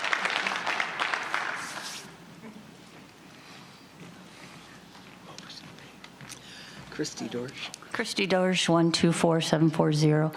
I guess the only thing I have to say is everybody's so cognizant wrapped up about money, money, money, money. And yet, sometimes you take 6 years to decide something, 10 years, and then you have to go back and do it all over again. And then it's another 6 years, and you go back and you do it all over again. So if you're going to do it, do it. And I don't understand why you can't do north and then do south. It's like you chase your tail. It's like my dog chasing her tail. So, I mean, I just don't understand why we have to go through all this all the time. I mean, I went through it 2 years ago for something. Now I go through this time. Do what's right for this community, not what you think, oh God, we can't spend this and we can't do that. Do what you know is right for Sun City. Thank you. Mr. President, everyone who signed up has spoken. Thank you. All right, I think we'll take 10 minutes here before we reconvene, and then the board will have its deliberation. Right? Yeah, I need to go to the restroom. So you don't have a plaque in there that Folks, if we could take our seats and reconvene.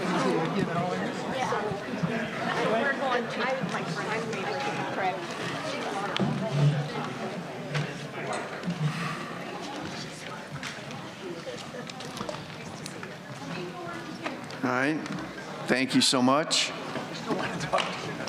So we've gone through the comments of the membership, which thank you for being efficient about that and professional about that.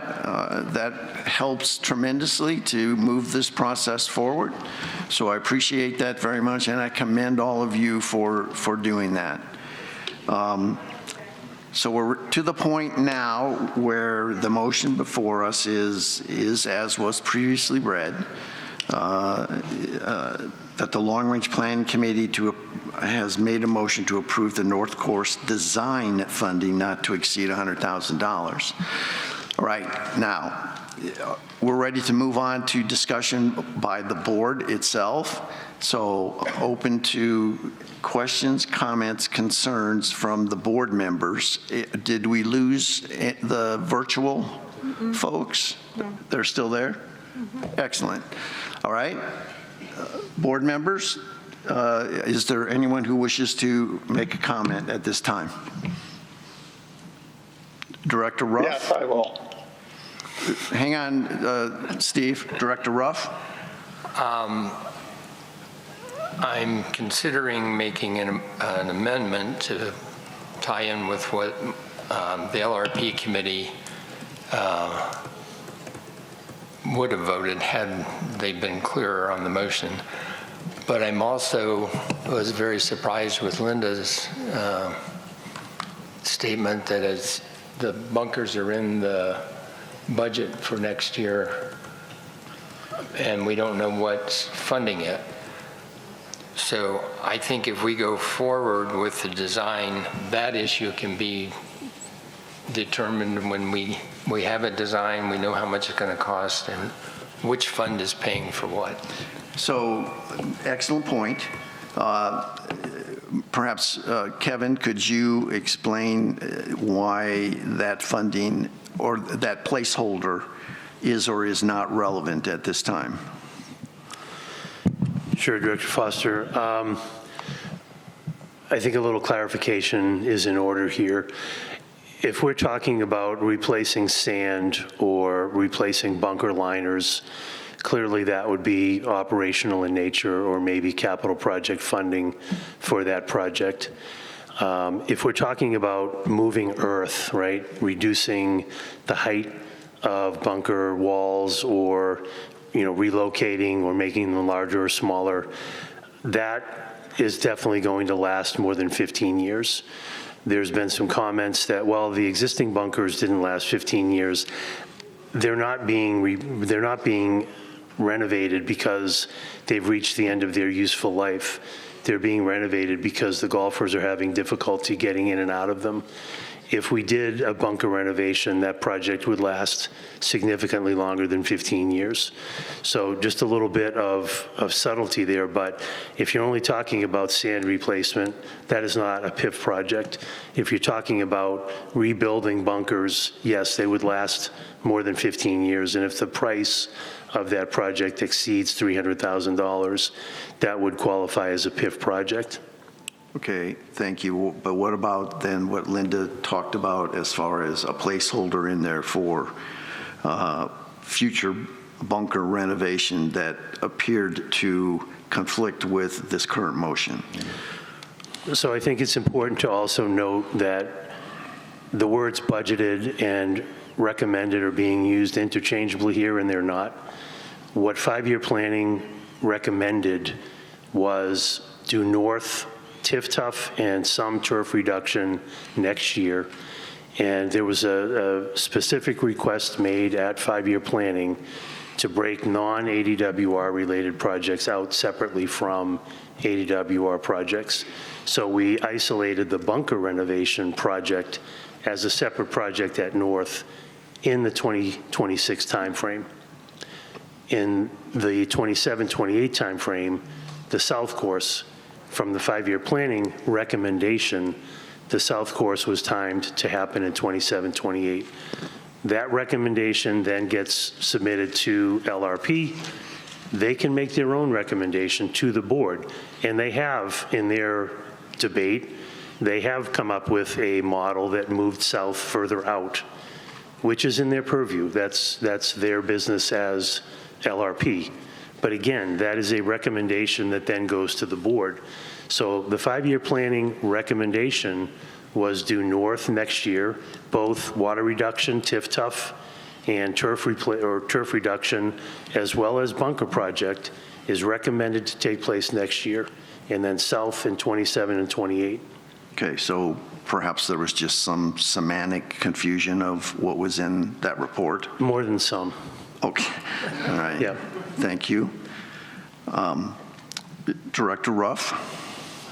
Kevin, it would be accurate to say if we pass this as stated, doesn't mean that the bunkers are going to get paid for out of PIF. The board will have the decision once the design is done and the cost estimates are in.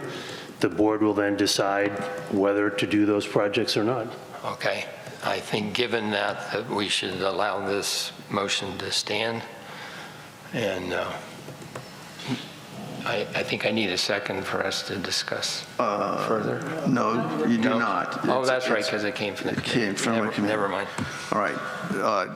Director Collins, you had piped in there earlier. Do you have a comment? Yes. I'd like to thank the LRP and the residents and golfers for coming in. The one thing that I'm kind of upset over is this was a budget, this was an item just for design. And everyone was in here thinking they were getting bunkers or they were getting this or that. It has nothing to do with you getting bunkers. Once it comes back, then you will know how much stuff is going to cost, and then it will come back and the board will decide. And I really am upset that we led you on in this whole meeting thinking we were talking about more than design work, when it should have been stopped right in the beginning and said, this is just for the design work to find out what it's going to cost. And I don't think anybody here is opposed, if everything, the prices come in and this and that we do what needs to be done. But everyone will have a say in that, including the board at a later date. But, you know, if we were doing this in a meeting, we would have been told, get back on topic. You're getting off topic. So I think we should have done that from the start and not tried to make such a big theatrical thing here. And telling everyone the truth right up front. It had nothing to do with bunkers, that meeting. Go ahead. Okay, others? Director Gray? Yes, Mr. President, I just, and I appreciate Steve's remarks. I think the other side of that coin is that we had a lot of people that came here that care, and they have opinions. And even though it may not be fully addressed in this, I think it was important that we let people share and we hear their opinions, that they get to vet that out. So again, I appreciate the reality of what Steve said is true, that you know, this doesn't deal with bunkers specifically, but I do think that the time we invested in letting people share their perspective was a critical part of what we do as a board and what we do as a community. Thank you. Director Keiss? Yeah, I've got a couple questions for Eddie, actually. Putting you on the spot, Eddie. I just had a heated discussion with a member about bunkers and bunker renovation. Can you explain to us what the difference is between renovating a bunker, a lifespan of that, and the difference between remaking bunkers and removing bunkers from the course? What is the lifespan of something like that? So if you're renovating a bunker, you're just taking the components out, cleaning it out, and replacing that. If you're going to build a bunker. How long would you expect that to last? Well, in my experience, we did that where I just came from. They really lasted 8 years. Okay. And we used the Better Billy bunker system, which has the pea gravel liner. And it's great for drainage if you're in a place that it rains a lot, right? And it was to maintain it, there was a lot of maintenance on those as well, because you didn't want people to bottom out in those liners because they're hard. You're talking about hitting into basically a concrete surface, right? What happened over the years was that over the past 2 years, all of the bunkers that were the original ones that we started in 2014, we started seeing rocks and gravel. So what happened was those liners are just breaking up due to, of course, it was a polymer glue that kept all the gravel together over the course of 7 to 8 years. That starts to deteriorate. Our maintenance with the machines going there are breaking it down as well. So all those rocks start to surface. So this past year, when we did a renovation on one of our 9s, we took out all the Billy bunker systems and we put new liners, and those will probably last another 7 to 10 years. Just depends. You know, it's a lot of it depends on your maintenance. It depends on weather. You know, we get a lot of contaminants flying through the air in the summertime that get into the bunkers. That's why we get those rock hard surfaces in the bunker, because it starts mixing in, and then when it gets wet, dries up and it turns into,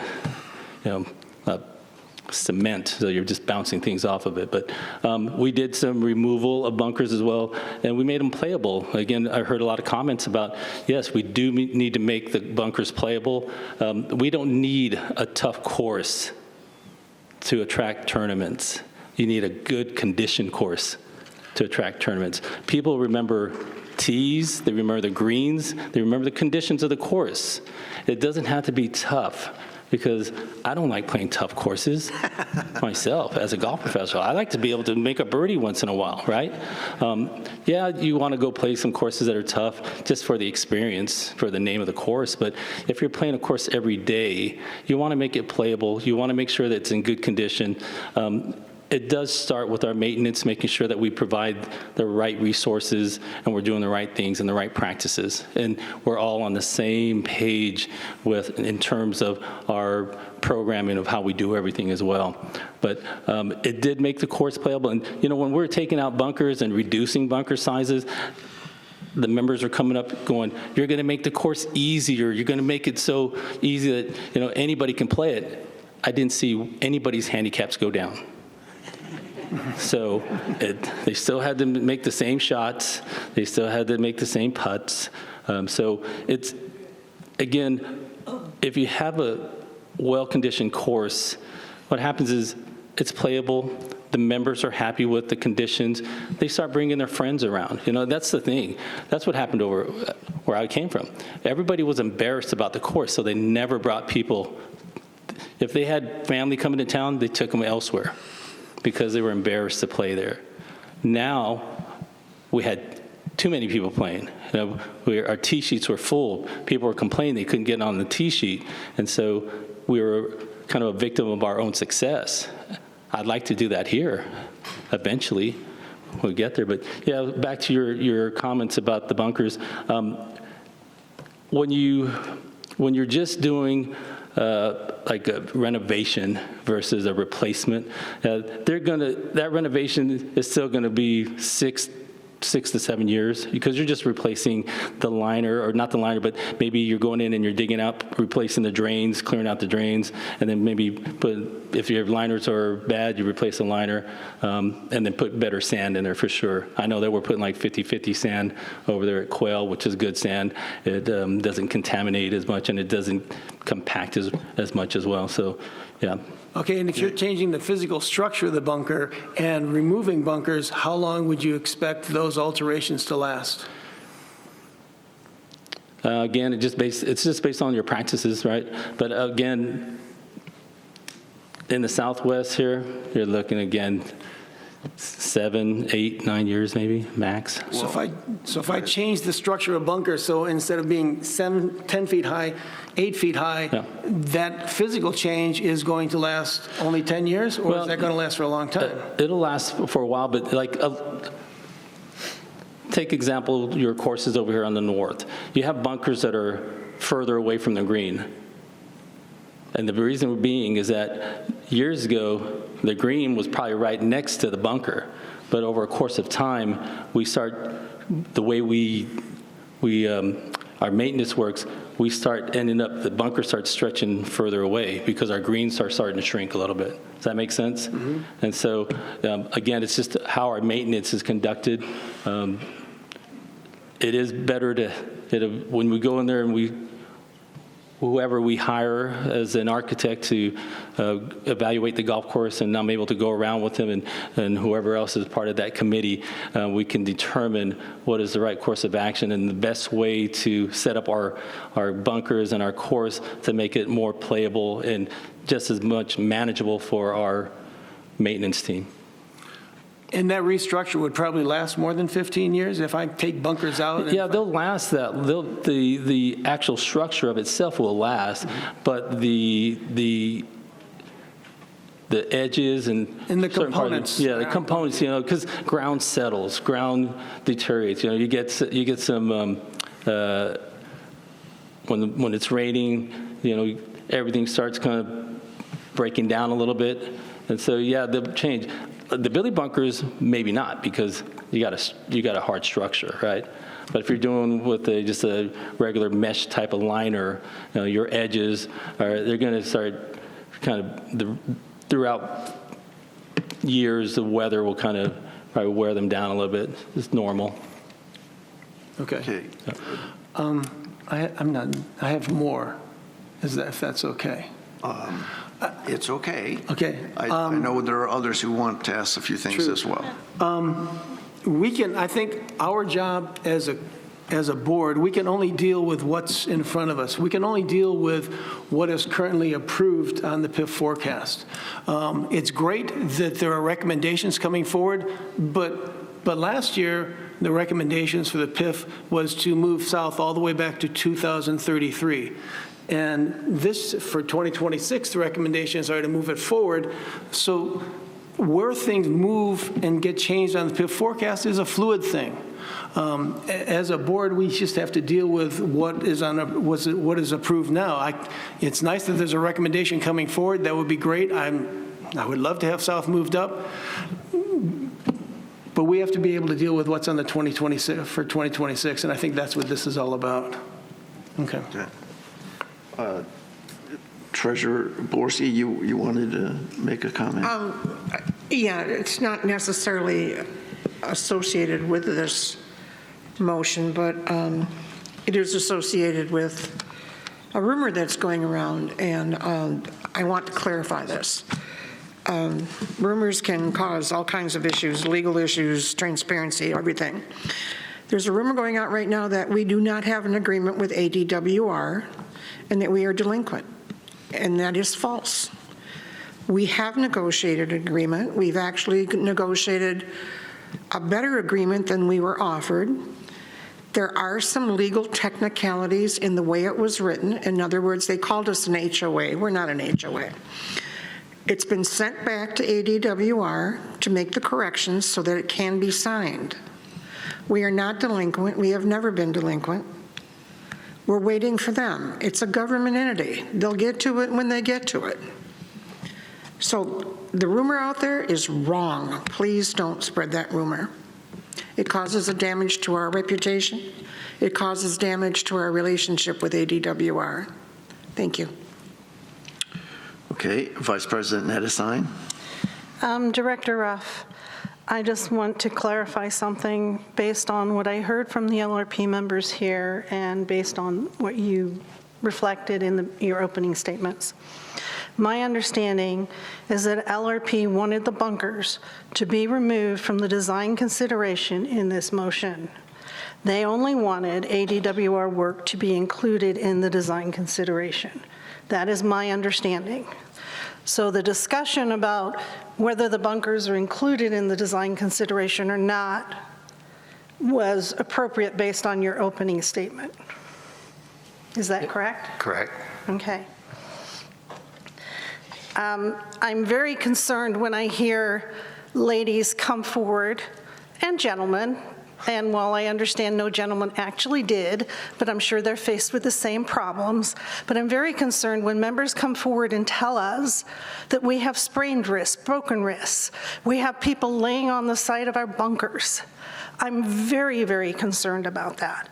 It is not acceptable for us to not consider something that is a safety issue.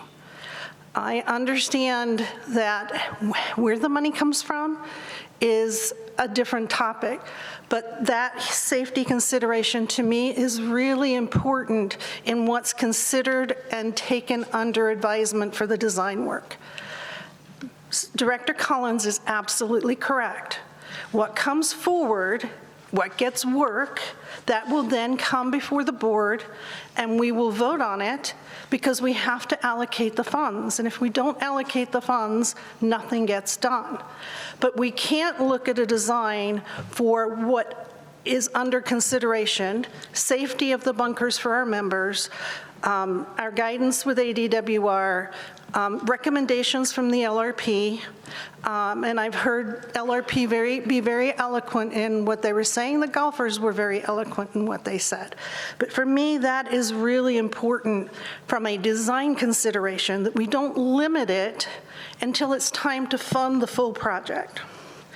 Eddie, my question for you is, based on all of the guidance that you've been given since you started, his whole 2 weeks, guys. Actually, yeah, 2 weeks, his whole 2 weeks. But based on all the conversations you've had throughout those 2 weeks, which is drinking from the fire hose, right? Do you have it in your plan to review and influence any final design for any changes for any golf course going forward?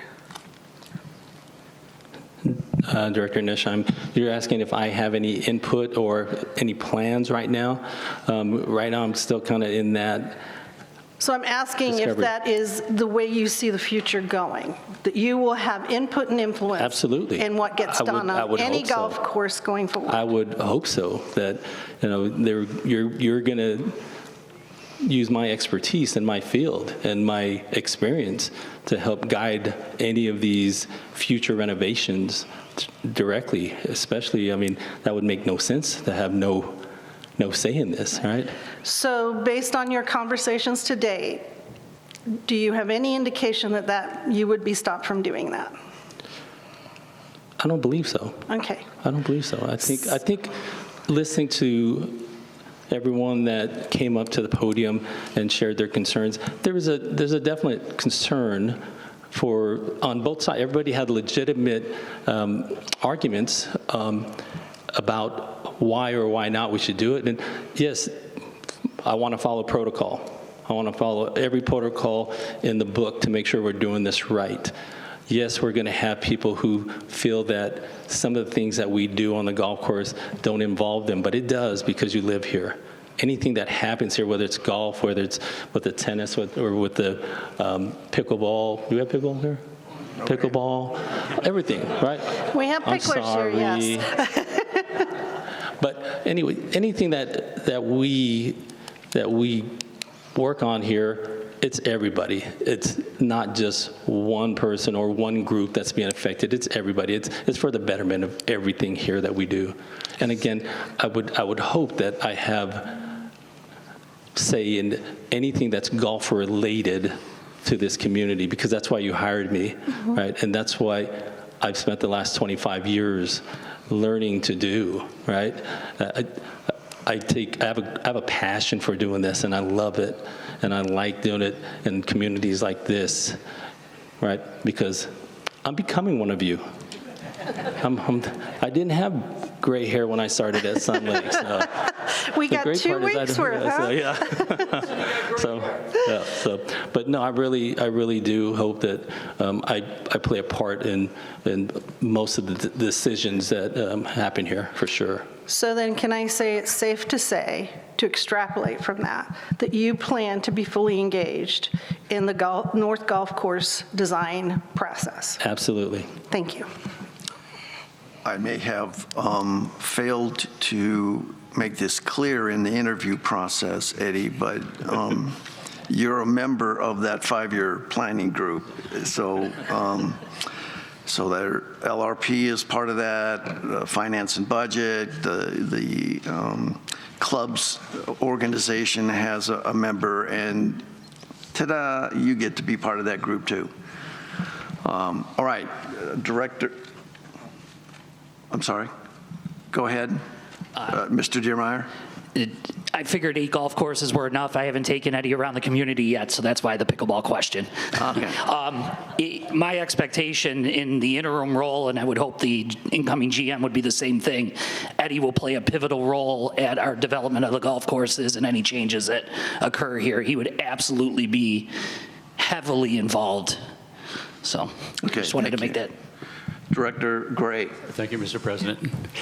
Yeah, I just wanted to say, too, one of the things that I think was mentioned more than once at LRP is this whole process. They're looking forward to you, Eddie, being a part of this and bringing your expertise to this. And I think that's what we all expect.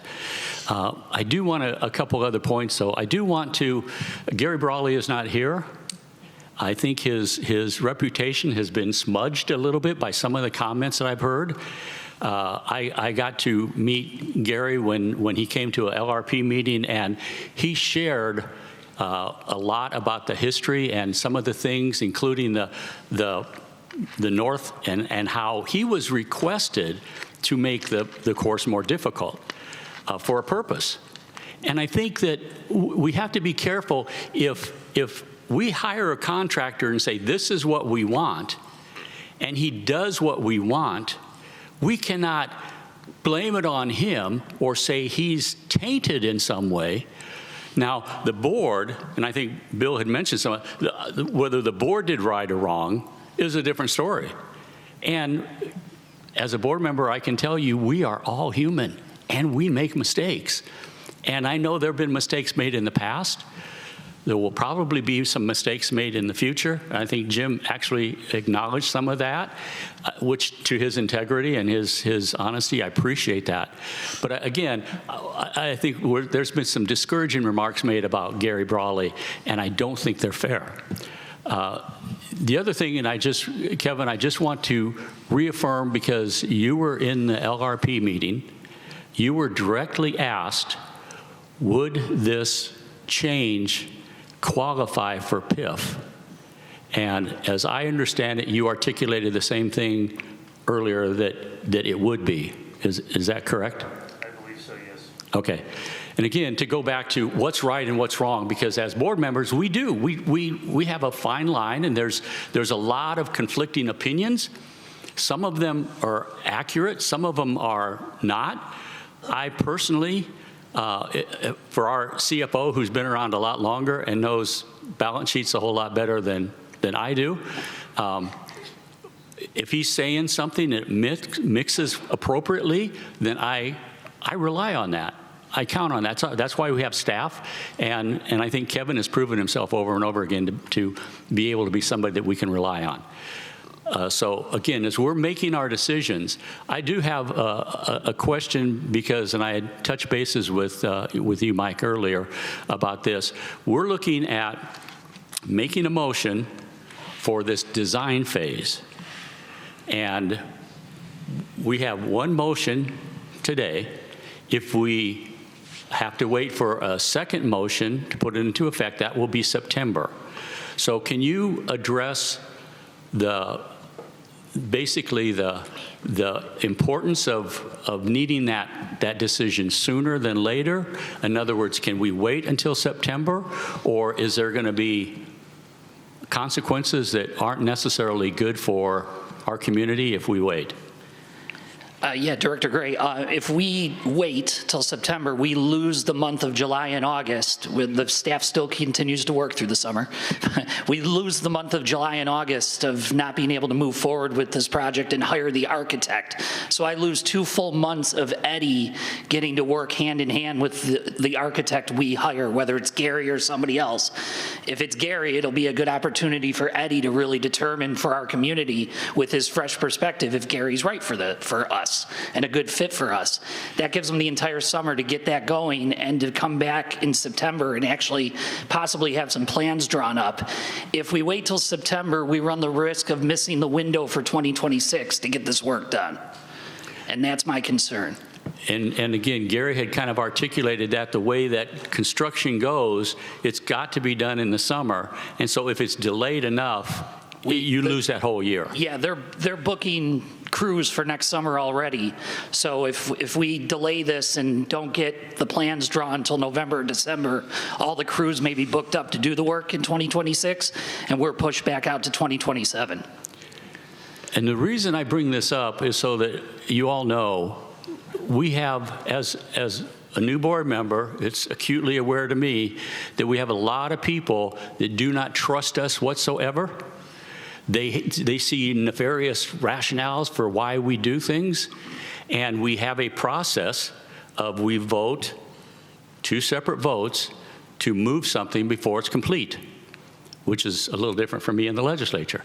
But it raises a question and a concern for me of what's best for our community, and if this is something that's worthwhile, whether or not we should get it done today, or if we should extend it and risk having a negative situation or debilitating situation in the future.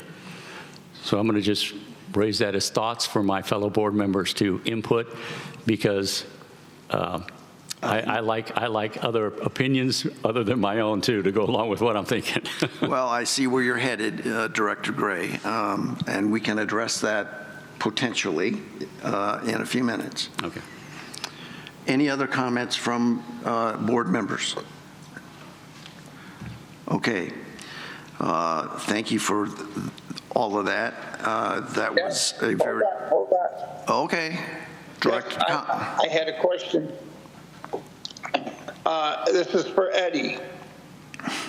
I just want you to, I came on the board in 2021, and I was on the golf advisory, and when I went in there, I talked to the golfers, and they all said, our bunkers are bad, we need our bunkers fixed. And that's what I heard almost every meeting. Then I didn't hear it anymore, and in 2023, I said, geez, guys, the bunkers finally got fixed. And they responded, no, they're no better than they were when you started, but we just got tired of asking for them to get fixed. So good luck with the bunkers, Eddie. Director Collins, thank you. Appreciate it. I look forward to the challenge. Thank you, Eddie. I was going to ask Director Keiss to put the 3-minute clock on you, but thank you. Maybe those golfers took lessons. All right. Are we prepared to move forward here? I'm okay. All right. So the motion is on behalf of Long Range Planning to approve the North Course design funding not to exceed $100,000. Okay. So, and I would then be a vote to move forward with a project that may include bunkers in the design. A nay would stop the project at this point. All right, is everyone clear? What? No. No? Hello? Question. Why are we not just approving the design, $100,000? There should be nothing else in there. If you're going to add bunkers to it, now you're putting a second item in the motion, which we should not do. Mr. President. Director Ruff? The bunkers were included in the information that was requested from the architects, and they bid on it, including that. So we should go forward with it. And the issue then, once it's designed, is which pot of money is going to pay for the bunkers and which part is not. So we need to do it as it's per the bid. And we've got we actually have a bid that's under 50,000, so we're not going to spend 100,000. But we need to go forward and have the plans done. Hopefully this summer they can go out for bid, and in early September we can sit down with the golf folks and the LRP folks and get the first draft done, and hopefully have a business case form to vote on in September. I don't know we'll be able to do that, but that's the intent. Okay. I understand, Director Collins, at least I think I understand your concern, but if I was asking someone to come and do a design for a remodel of my house, and I said, look at these 2 bedrooms, and I really wanted them to look at the bathrooms and the kitchen as well, if I didn't include that in the request, I wouldn't have the option at a later point to know whether to accept those or not. So yes, this is a motion to do design. Hang on, big guy. Are you putting piping? Are you going to do all the sprinklers? You're going to add that to this motion and also add all the TIF-tuff to this motion? I mean, it's all one thing. They come in, they do a design, period. Right. And that's what this motion was for. All right, let's do it your way. We'll do as it says for design up to $100,000. Eddie will be the arbitrator of that, I guess. So are we prepared to vote on that motion? Okay, apparently we are. Secretary Keiss, would you take the roll call vote on the motion that is before us? Treasurer Borski. Okay. Earlier this week, I wrote a rant to all my board members because I was terribly against this. And thanks to them for educating me as well as everyone that's here today. I've learned that a lot of the things that I thought were wrong, and I stand corrected, and I vote yes. Director Collins. Yes. Vice President Nettesheim. So given everything that the LRP committee and the other members, the golfers and other members that are here have shared, given some of the concerns that have been raised, And with the need to not add stipulations to the motion, I vote yes. Director Ruff. Yes. Director Gray. Yes. Director Brissett. Yes. Director Mapes. Yes. President Foster. Yes? And I vote yes. So with a vote of 9 in favor and 0 opposed, the motion passes its first reading. Thank you. All right, Director Gray, you were alluding to something earlier. Do you wish to make a further comment? Well, I'm entertaining making a motion or entertaining the value or the importance of having a second motion. So, but before I do that, I would like to have input from others to make sure that I'm not missing something. Because as I said, everybody makes mistakes, and I'm a part of everybody. So I want to ping to get some feedback. Is there what are the negatives about this? Again, apart from people looking at us as if we're just nefariously trying to expedite something, and I don't know. I guess it could be nefarious. I'm trying to make sure that what we do is expeditious.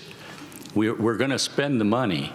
I want to make sure that we don't waste a year, and I want to get Eddie put to work as soon as possible, doing something besides just learning about pickleball.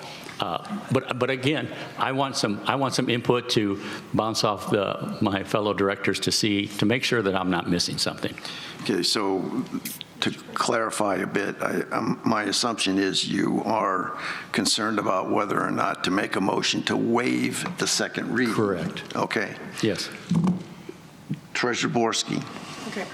As I said, I've learned a lot through this last week about this process. I normally don't like waiving second readings. I don't think there are many things in this world that are that important that we have to do that. In this case, I will support waiving a second reading because we do have a lot of timing issues here. And I don't want to delay a process that could increase the cost, increase the safety issues, cause a lot of other circumstances to happen because we have to sit for 2 months and wait. Well, before we go, thank you for those comments, but before we go further, Director Gray, do you wish to make a motion to waive the second reading and then see whether or not there is a second to that? Yes, I will officially make a motion to waive the second reading. Is there a second to Director Gray's motion? I'll second it. Director Brissett seconds. Is there comment from the directors? Director Ruff. I don't like to waive second readings either, but I think in this case, the getting to the vote here took more than 6 months. And we've beaten it up left and right and up and down, and I think we need to move forward, so I support the action. Okay. Any other comments, directors? Vice President Nettesign. So I generally am against. We have second readings for a reason. So I am generally against waiving a second reading. However, we did do it in the past with the master plan because the community had indicated to us pretty strongly that this is what they wanted. So we have done it in the past. As I look at this, I think it's actually in the best interest of the LRP committee. I think it's in the best interest of the community at large and the best interest of the golfing community to actually have answers so that when LRP comes back in September and they look at the PIF and they get to make move forward, that they have something to look at in September, not just waiting until October. So I actually think from a fiduciary perspective, this is in the best interest of the community and the corporation. It is not something I do lightly, but I do it because based on information from here, based on what we're hearing from management, I think this is something that would be in the best interest of everybody. All right. Any other comments from the directors? Yes. Director Collins. Thank you. Since this will be design work for every part of the golf course, but not guarantee for every part of the golf course. It will come back to the residents, to the committees, and to the golfers. Once we get all the numbers and everything, I think it's much better that way. Thank you. Thank you, Director Collins. All right, are we prepared to vote? All right, Secretary Keiss, would you take the roll call vote on the motion to waive the second reading? Vice President Nettesheim. Yes. Director Gray. May I explain my vote, Mr. President? Certainly. I just, again, I appreciate the comments. I just want to reinforce, I think the consensus I think is pretty common among us. We are not trying to expedite anything to get past people.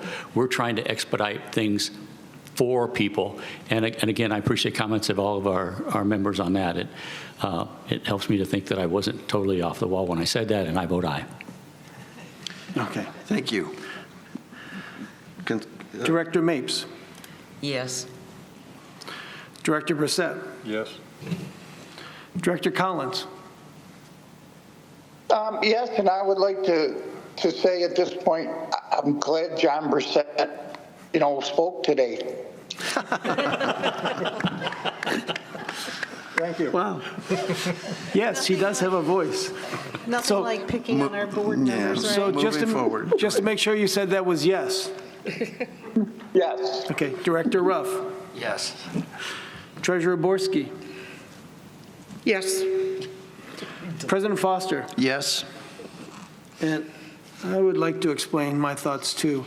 As much as I'm in favor of this, I've come out repeatedly saying that I don't agree with the idea of waiving a second motion. So I'm going to vote no. Understood. Please read the tally. So for a vote of 8-4 and 1 against, the motion to waive the second reading is passed. Thank you, sir. All right. That concludes the agenda. So our next meeting will be, I'm sorry.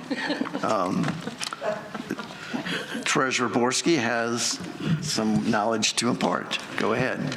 Okay, I have an announcement to make, and I'm making this as not a board member. I took my name down. I'm not a board member right now. I am also the vice president of the foundation, and I'm not a president right now. I'm a citizen. I'm a member.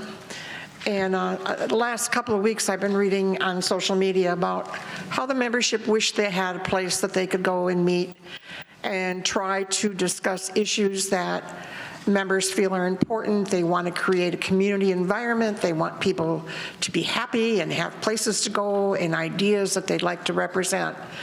So I offered, without anyone's approval, to get a meeting room, and that meeting is taking place this afternoon.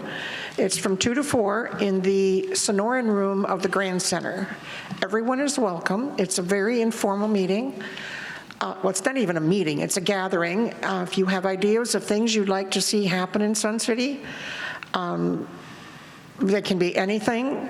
Please come. We're going to have coffee and water and snacks, and come and go as you wish. Bill Pearson has agreed to be the facilitator. He's not the leader, but he's going to try to herd everybody together. And it's important that you know this is not a board function. This is not a foundation function. This is a community function. That's all I have to say. Thank you. And perhaps any leftover donuts could be taken to your meeting. Yes, we could take the leftover donuts Awesome. to the meeting. I don't need them on my waistline. I appreciate your watching out for me. All right. Any further comments? Thank you, then. All right. The next meeting will be the exchange meeting. Hello. Yes, Steve. Yes. Just one.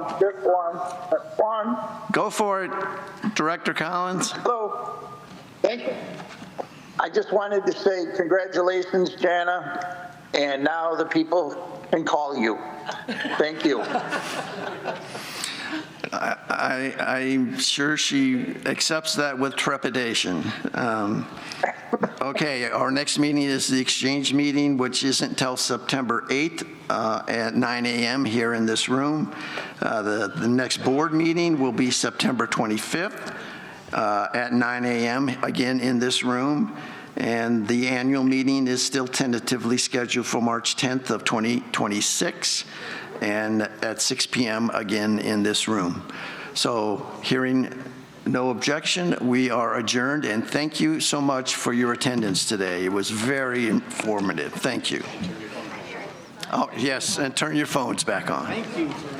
Oh, was that your brother?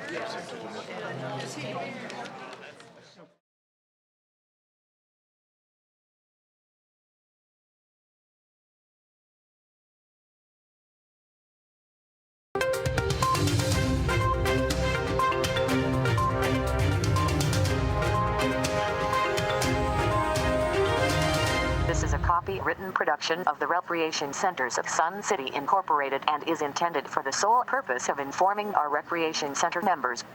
Any duplication, copying, transmission, broadcast, or use, including electronic and social media, is strictly prohibited without the prior written consent from the Recreation Centers of Sun City Incorporated. Thank you for watching.